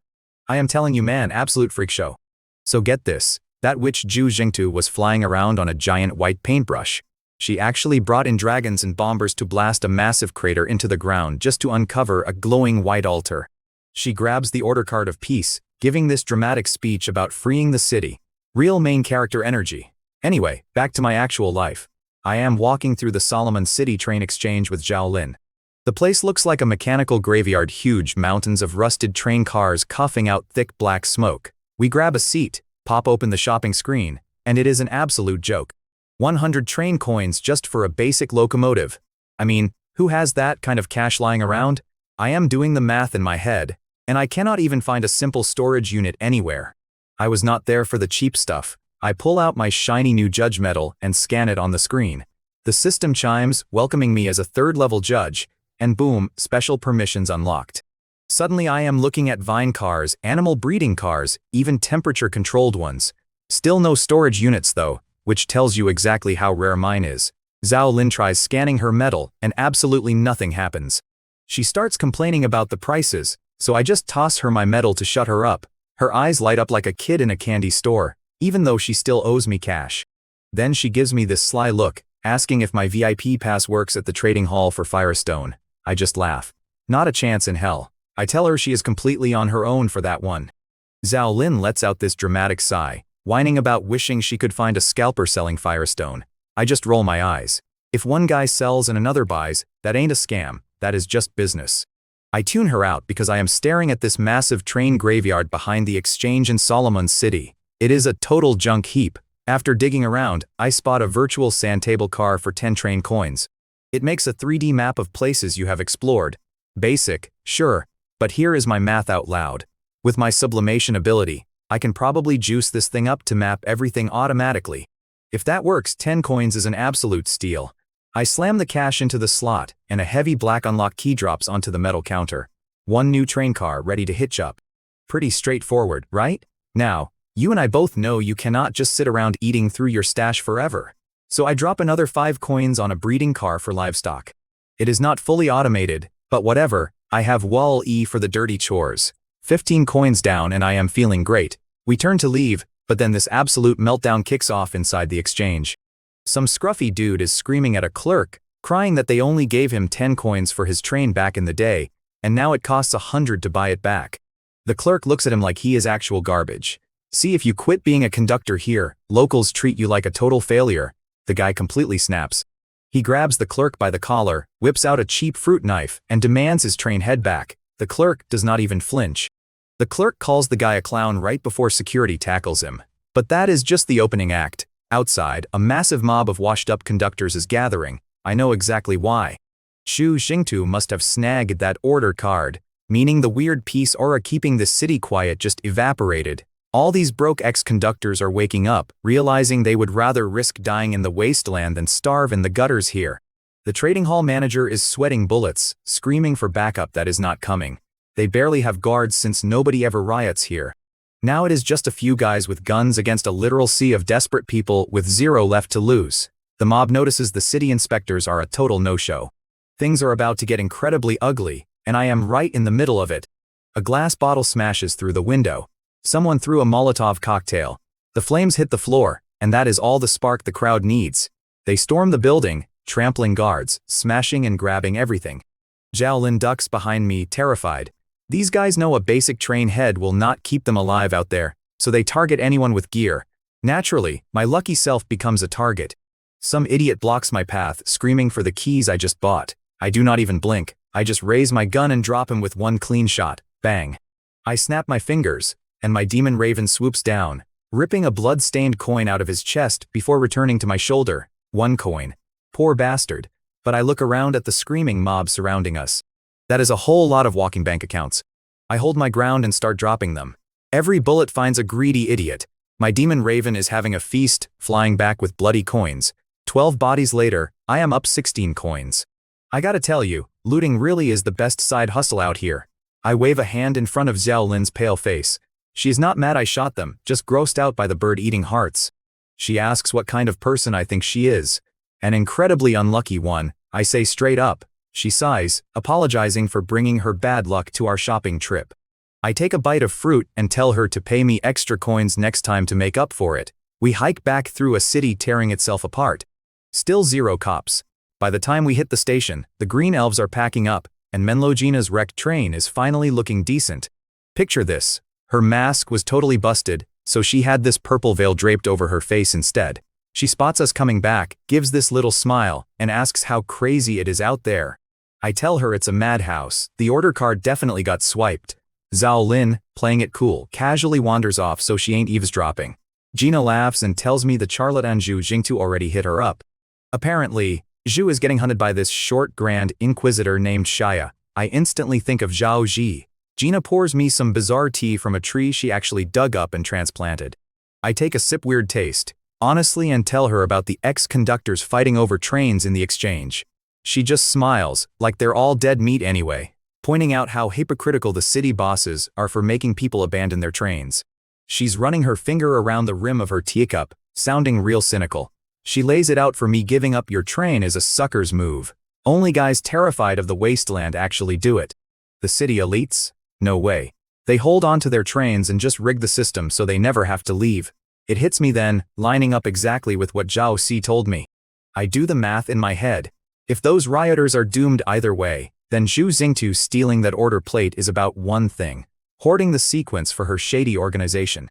Gina looks up and drops some heavy advice. She tells me to never, ever buy a word that charlatan says about the greater good or saving the world. It's all a complete hustle just to collect those sequences. Honestly, it's a weirdly simple obsession. I ask her what actually happens if someone manages to collect a full set. She shrugs, says she hasn't pulled it off, and maybe only that charlatan knows. Then she grabs her staff sword and says she's gotta bounce to help those green elves with some ritual. Right on cue, this massive goshawk swoops out of her train, carrying a warm egg in its claws. She shoves it right into my hands. Tells me it's a pet, not breakfast. I try to tell her that between the demon card and saving her life, we are more than square. But she just shakes her head, gives me this soft smile under the veil, and literally dissolves into a cloud of bubbles. Gone. Her train blows its whistle, the tracks warp space itself, and over 100 elves pack into one single car like it's a clown car. Seriously, there was a whole world in there. Then, my friend list chimes. The message is from Gina, telling me to hit her up if I ever run into mystical garbage I can't handle. I stand there watching her train warp out of the station. First time I've seen a departure from the outside, and it's wild. I figure it's about time for me to hit the road too. It's been a crazy day, but I scored 40 train coins. Only need 60 more to upgrade. Plus, I got my new cars lined up in slots 6 and 7, ready to go. I check my pocket watch 5:18 in the afternoon. I still have 2,000 solemn coins burning a hole in my pocket, so I figure I'll hit the shops before leaving. Just then, Zhao Lin pops out of her train, completely clueless about Gina leaving. Turns out she was hiding in a fully soundproofed sleeping car. Kid actually has some sweet assets. She starts bragging about it, so I bust her chops. I tell her to sell the car to pay me back for all the absolute garbage luck I've caught since meeting her. She panics and sprints away. I'm cracking up, thinking to myself, hey, honestly, her curse wasn't that bad. Just a little danger, no big deal, right? Famous last words, man. The second that thought crosses my mind, the actual ground tries to throw me off my feet. I take it all back. The sky, which is just a fake canopy over the city, literally rips open. Massive chunks of concrete start raining down. I look up and see Zhao Shi floating in the air, dripping with lightning armor, screaming at this glowing golden dude with 6 arms. The golden freak wants to wipe the city off the map for a single card. They clash, and the entire city shakes. So this is what top-tier conductors look like. Unbelievable. I am watching this insane battle raging in the sky, and honestly, pretty damn cool. But this city was definitely not going to survive. Knowing Zhao Lin's legendary bad luck, a stray blast would absolutely crush us if we stayed. We make a break for the station. Right then, my system dings. The group chat is popping off. Zhu Xingtu asks if Fan Huo and Lin Yu are dead yet. Fan Huo replies he is barely breathing, calling the sky guy a complete madman. Lin Yu starts whining about needing dragon cards as compensation. Zhu drops a bomb. The sky dude is the order master with a full set of cards. Suddenly, she shoots me a private message, asking if I am still around. I tell her I am about to leave right now. I wave at Zhao Lin, telling her to get off the platform immediately before we get completely wiped out. She tells me to run. The psycho up there is an ancient conductor, and he does not care about anyone here. I go to hit departure, but another message completely blocks my screen. The ground is literally shaking apart, but the damn thing keeps chiming. I open it and my jaw hits the floor. It is Zhao Shi. She wants me to activate override and blast the guy in the sky. To sweeten the deal, she drops 150 train coins into my account. 150. You and I both know I am not turning down that cash. The station is collapsing, but I run back out, leaping over massive cracks in the dirt. I climb up the highest ruins, look up, and blow 80 coins right there. The money turns into dark golden light, slamming into my hunt dragon mech and completely transforming it. This thing goes from 3 meters long to absolutely massive, dark golden scales glowing with intense energy. I call for override mode like some kind of action hero. A screen pops up, my mech roars, and opens its jaws to reveal a nasty warhead covered in dragon patterns. I swipe my finger across the screen, lock onto the golden-haired jerk in the sky, and fire. Up in the clouds, the guy notices the dark streak coming right for his head. He tries to dodge, but Zhao Xi is clutch. She throws a lightning chain that locks him down for a split second.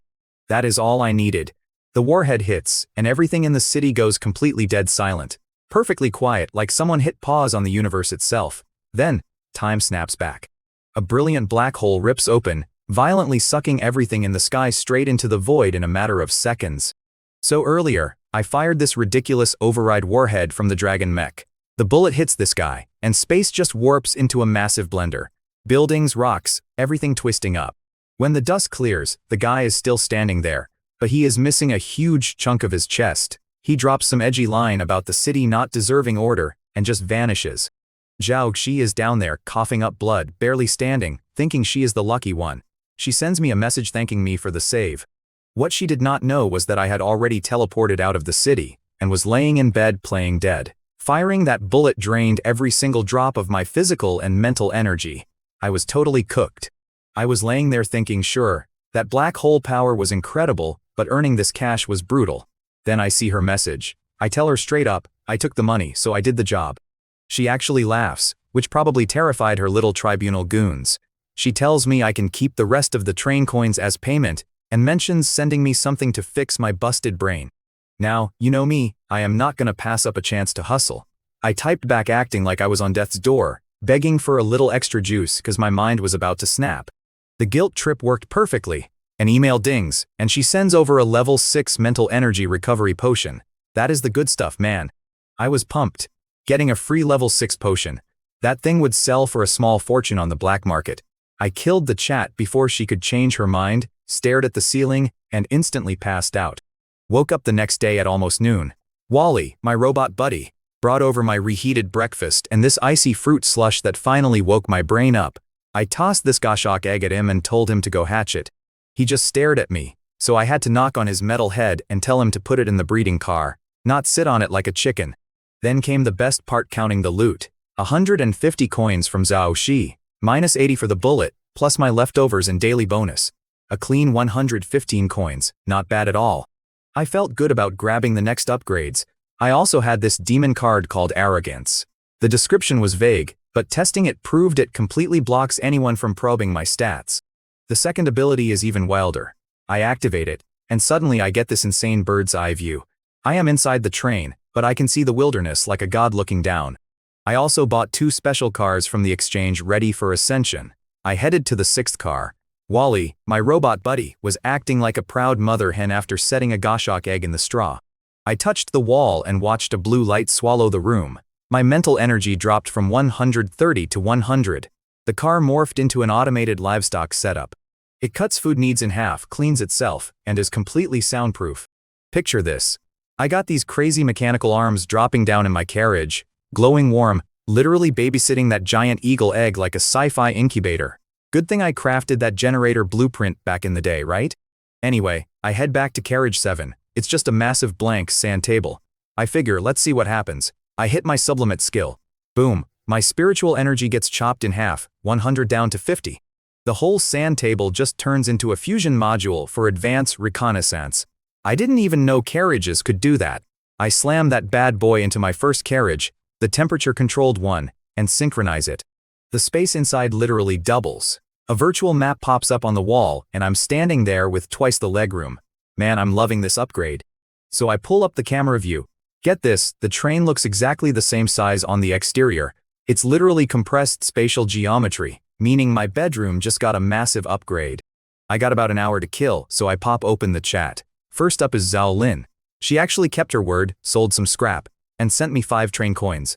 Hey, 5 coins is 5 coins, right? She complains nonstop, but she always pays up. Next is Juxing 2. She goes on some weird fortune teller rant about how fate says she owes me, sending me something called floating armor to make up for a lost card. I reply, and boom, it hits my inventory. This thing is wild. It feels lighter than gauze, but it pops out 8 autonomous floating cannons that can literally make you fly.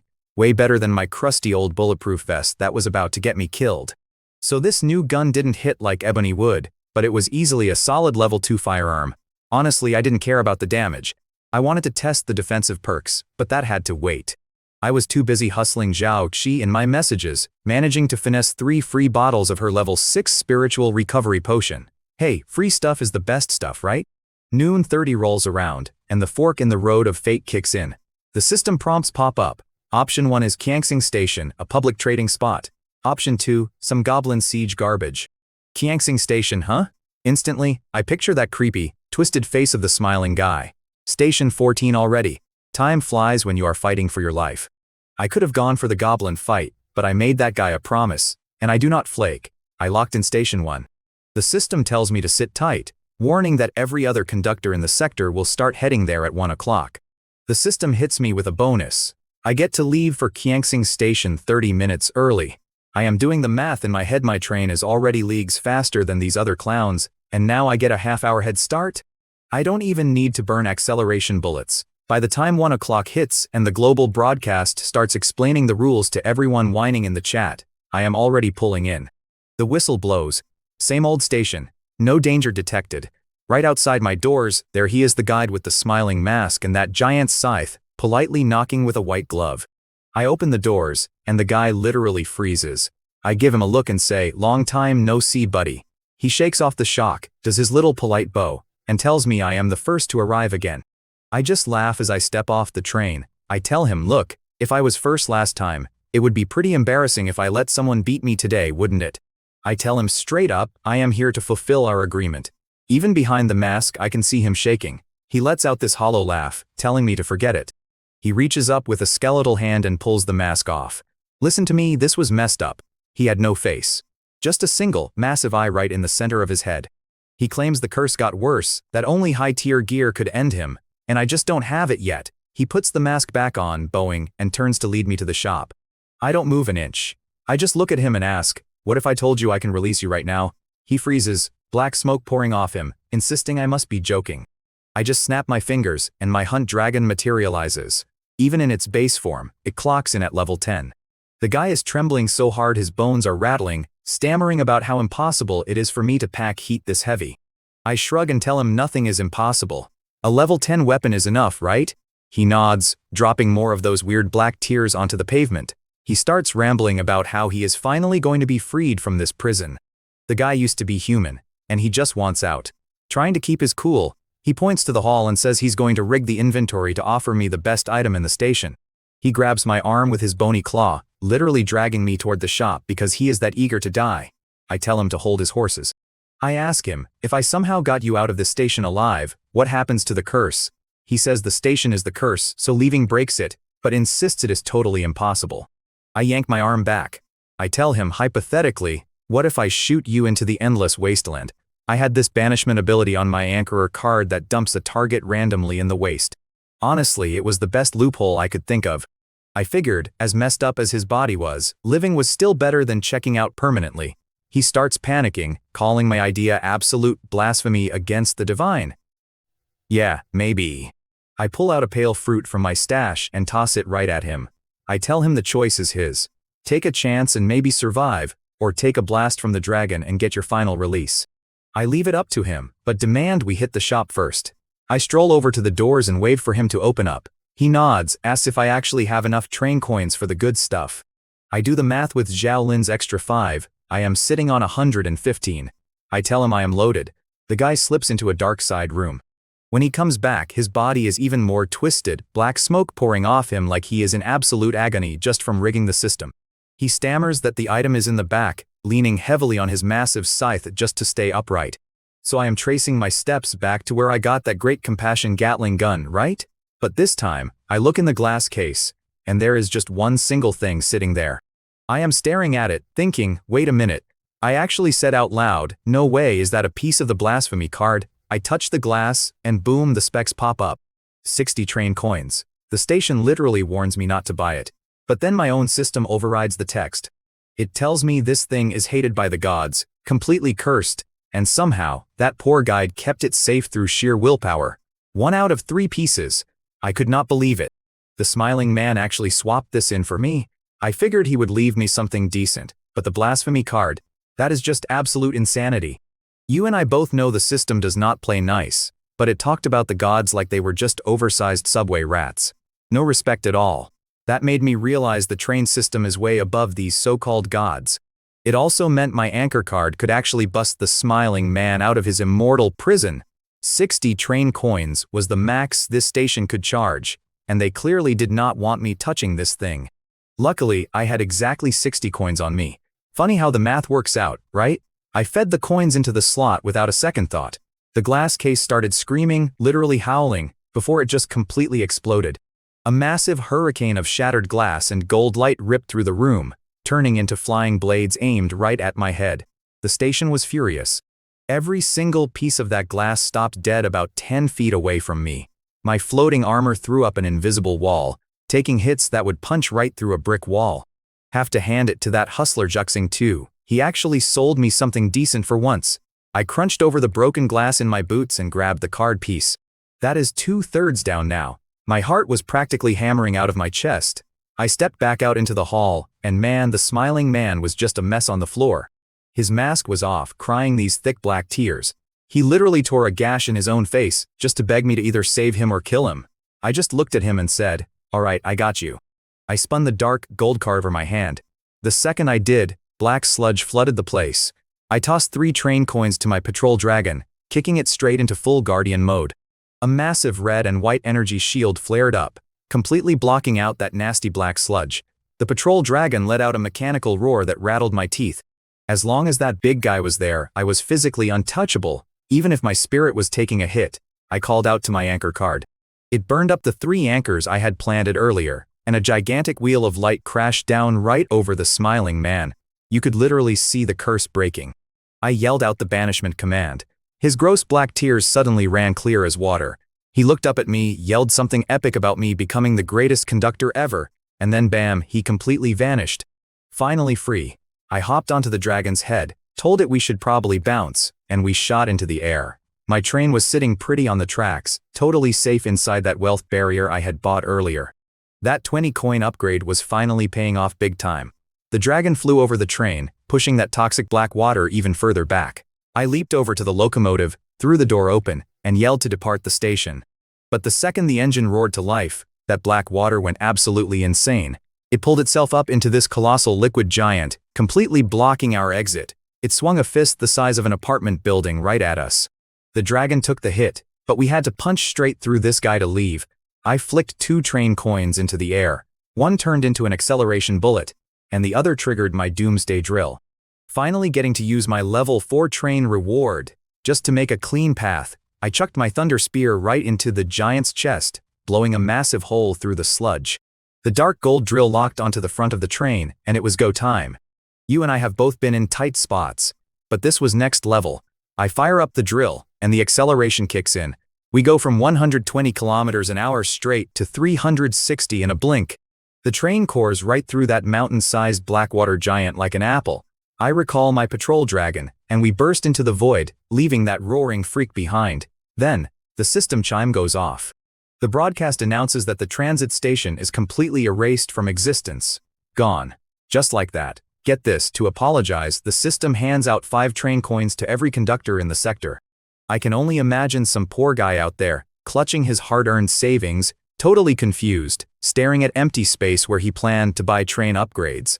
The rest of the server is just hyped about the free cash. So while everyone else is crying over the lost station, I'm sitting there laughing. The system drops a private message right in my lap. Achievement unlocked, destroy a public trading station. I get this wild title called One Who Angers the Gods, giving me a 50% damage boost against divine beings. Think about that. The system clearly doesn't work for those gods. They probably set up these trading posts just to farm our train coins. Speaking of coins, let's do the math here. Escaping wasn't cheap. I spent 2 on the drill, 1 on the barrier, 3 on guard mode, and blew 60 on that blasphemy card. I started with 115 and dropped down to 49. But hey, the system tossed me that sweet 5 coin apology bonus too, so I'm sitting pretty at exactly 54 train coins. I call that a solid win. Sure, blowing that cash delays my level 7 upgrade, but it was worth it. I'm spinning this blasphemy fragment, wondering what power it's gonna hold. I grab my anchor and set a new point at the front of the train, since my old ones got wiped out. I check my stats. Spirit is tanked at 45, but stamina is a solid 114. I figure, let's ascend this new floating armor. How hard could it be? I hit ascension. Blue light wraps the armor and my stamina just evaporates. I feel like a completely crushed juice box. I'm panicking, thinking, no way it takes this much. Right before I pass out, the light turns gold. My stamina drops to exactly 4. The armor vanishes, replaced by a glowing golden red pattern hovering in the air. The wandering star-sacred mark, permanently bound to me. Yeah, I almost died for a magic tattoo. The car now defended against attacks and bumped my stamina and spirit caps by 20, giving me 6 floating cannons. I leaned back, totally drained, muttering that the upgrade nearly killed me. I bound the sacred mark, and it burned a golden red tattoo into my back. That boost gave me just enough juice to drag myself to bed and pass out. Now, stick with me here. While I was out cold, a woman named All the Star Paths was miles away at her astrolabe. She sensed a blasphemy card fragment and immediately suspected me. Luckily, she talked herself out of it, knowing I already had 2. She just laid there with her Stargazer card, complaining about being scammed in Seoul City by a charlatan named Menrajina, wondering if people took her for an absolute fool. So look, somewhere out there in the universe, the guy who still owed me that demon card was probably scratching his head. I used that floating armor as a substitute to lock the contract, right? And I bet he was completely losing his mind trying to figure out how the armor just vanished. Serves him right. Meanwhile, that creepy smiling face man I banished. I found out later he actually survived. Woke up in some endless wasteland, sliced up a pack of steel fang wolves with his scythe, and literally cried tears of joy under the open sky. Man, everybody's out here just trying to survive, you know? Anyway, fast forward to the next morning. I'm dead asleep, completely out of it, when I feel something aggressively poking me right in the cheek. I rub the sleep out of my eyes and what do I see? This tiny, weirdly pink little chick just staring at me. I'm thinking, did I buy poultry for soup and forget? Wally rolls over with my morning water, waving his arms like a maniac, terrified I'm gonna pop the bird in my mouth like a chicken nugget. Turns out, it's an arcane hawk. I pull up the stats, claw and cry. Seriously? Cry? I'm laughing at how useless this thing is, but then I check my own numbers from last night. Stamina at 140, spirit at 150. That super sublimation gave me a flat 20-point boost and plastered these wild golden red patterns all over my back. I grab my 5 daily train coins, look at this waddling little bird, and think, hey, time for my first last subject. I poked the little guy's beak and whispered, sublimate. Stamina ticked down from 140 to 135. Barely a scratch. System said it was now an arcane imperial blood hawk. Royalty, right? But the poor thing was totally gassed from just 1 round. I tossed the chick to Wall E to dump in the breeding carriage. It was barely 9:45, and I'd recover by lunch. Time to run the math on my gear. I had 2 level 7 toys ready, False Obsession, and that Frost Enchantment grenade launcher. With my stats, I could completely ignore their resistance. I grabbed the book first. It's basically a knockoff for my Anchor's Banishment, which takes 3 agonizing days to reload. During that cooldown, this book is my backup plan. You're up first, I said. I pressed my hand against the cover and dropped the magic word, sublimate. Instantly, my spirit tanked from 150 down to 50. Azure light swallowed the book. It tried to fight back, but my talent literally tore it apart and slapped it back together. System ping. Book of Reality and Illusion. No level at all. Brutal, right? Like murdering a textbook and raising it as a zombie. I grinned, praying it didn't lose that snowy mountain banishment trick. I pulled up the stats and laughed. It got way nastier. Banishes a guy to a snow mountain for 10 minutes, trapping them in a loop of 47 cannibalism incidents. If they buy into the illusion, their brain breaks and they go completely insane. As a backup trump card, this thing is an absolute nightmare now. Plus, it has this wild area of effect mental drain now. Anyone else would sweat over how to manage that cost, but me? Not even a blip on the radar.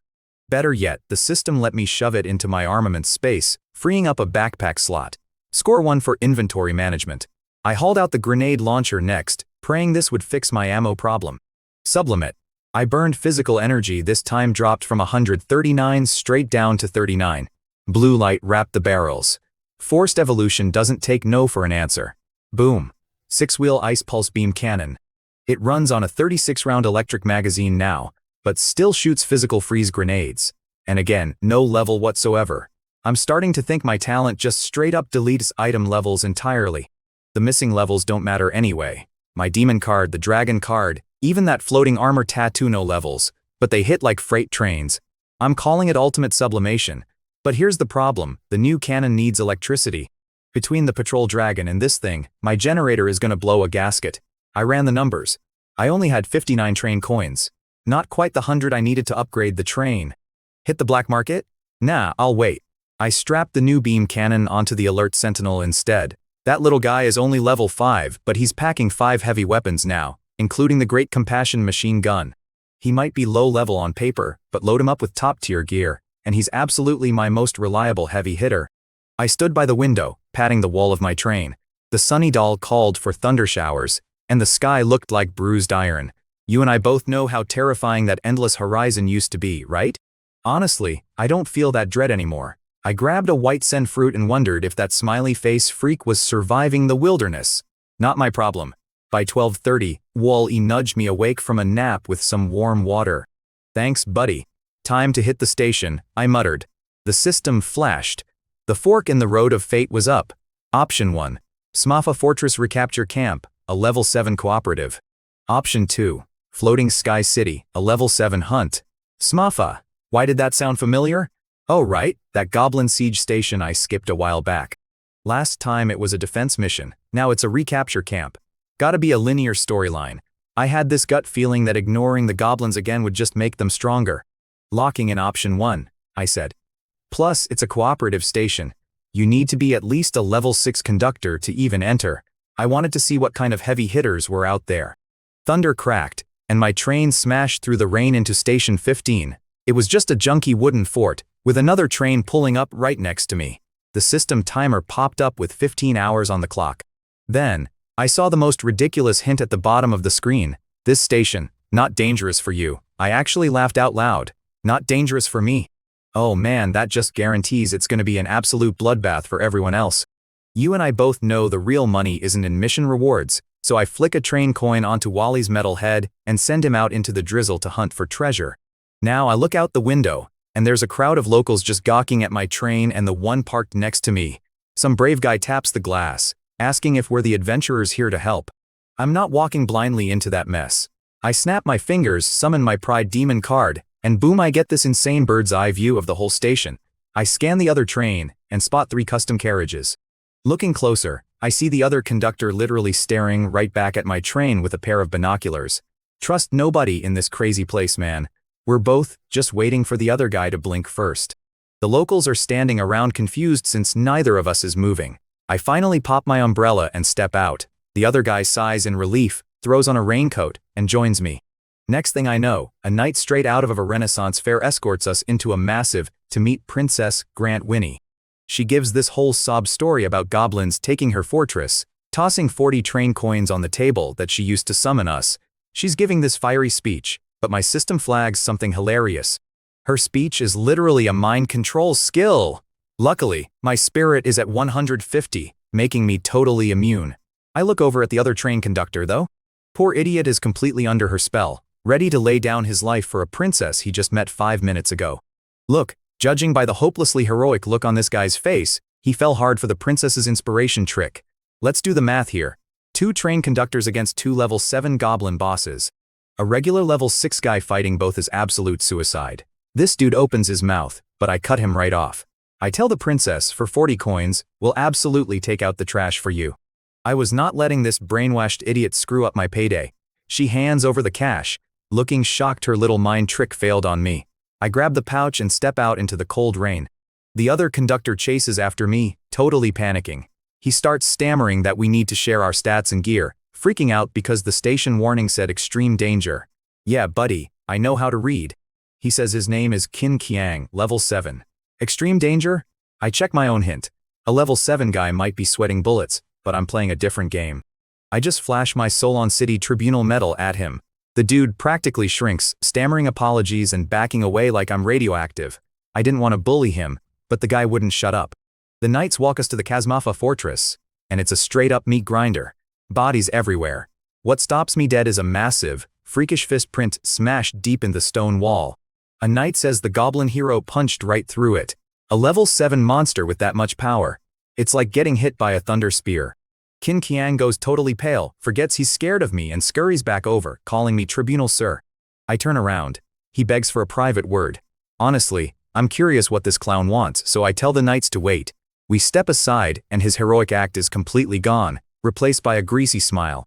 He rambles about how dangerous this stop is, playing it safe. I cut him off. He just wants to skip the mission. His grand plan. We hide out, let the goblins slaughter all these useless locals, loot the city blind, and bounce when the timer runs out. Guaranteed profit, 0 risk, and we already pocketed the coins. I gotta admit, it's a ruthless little scheme.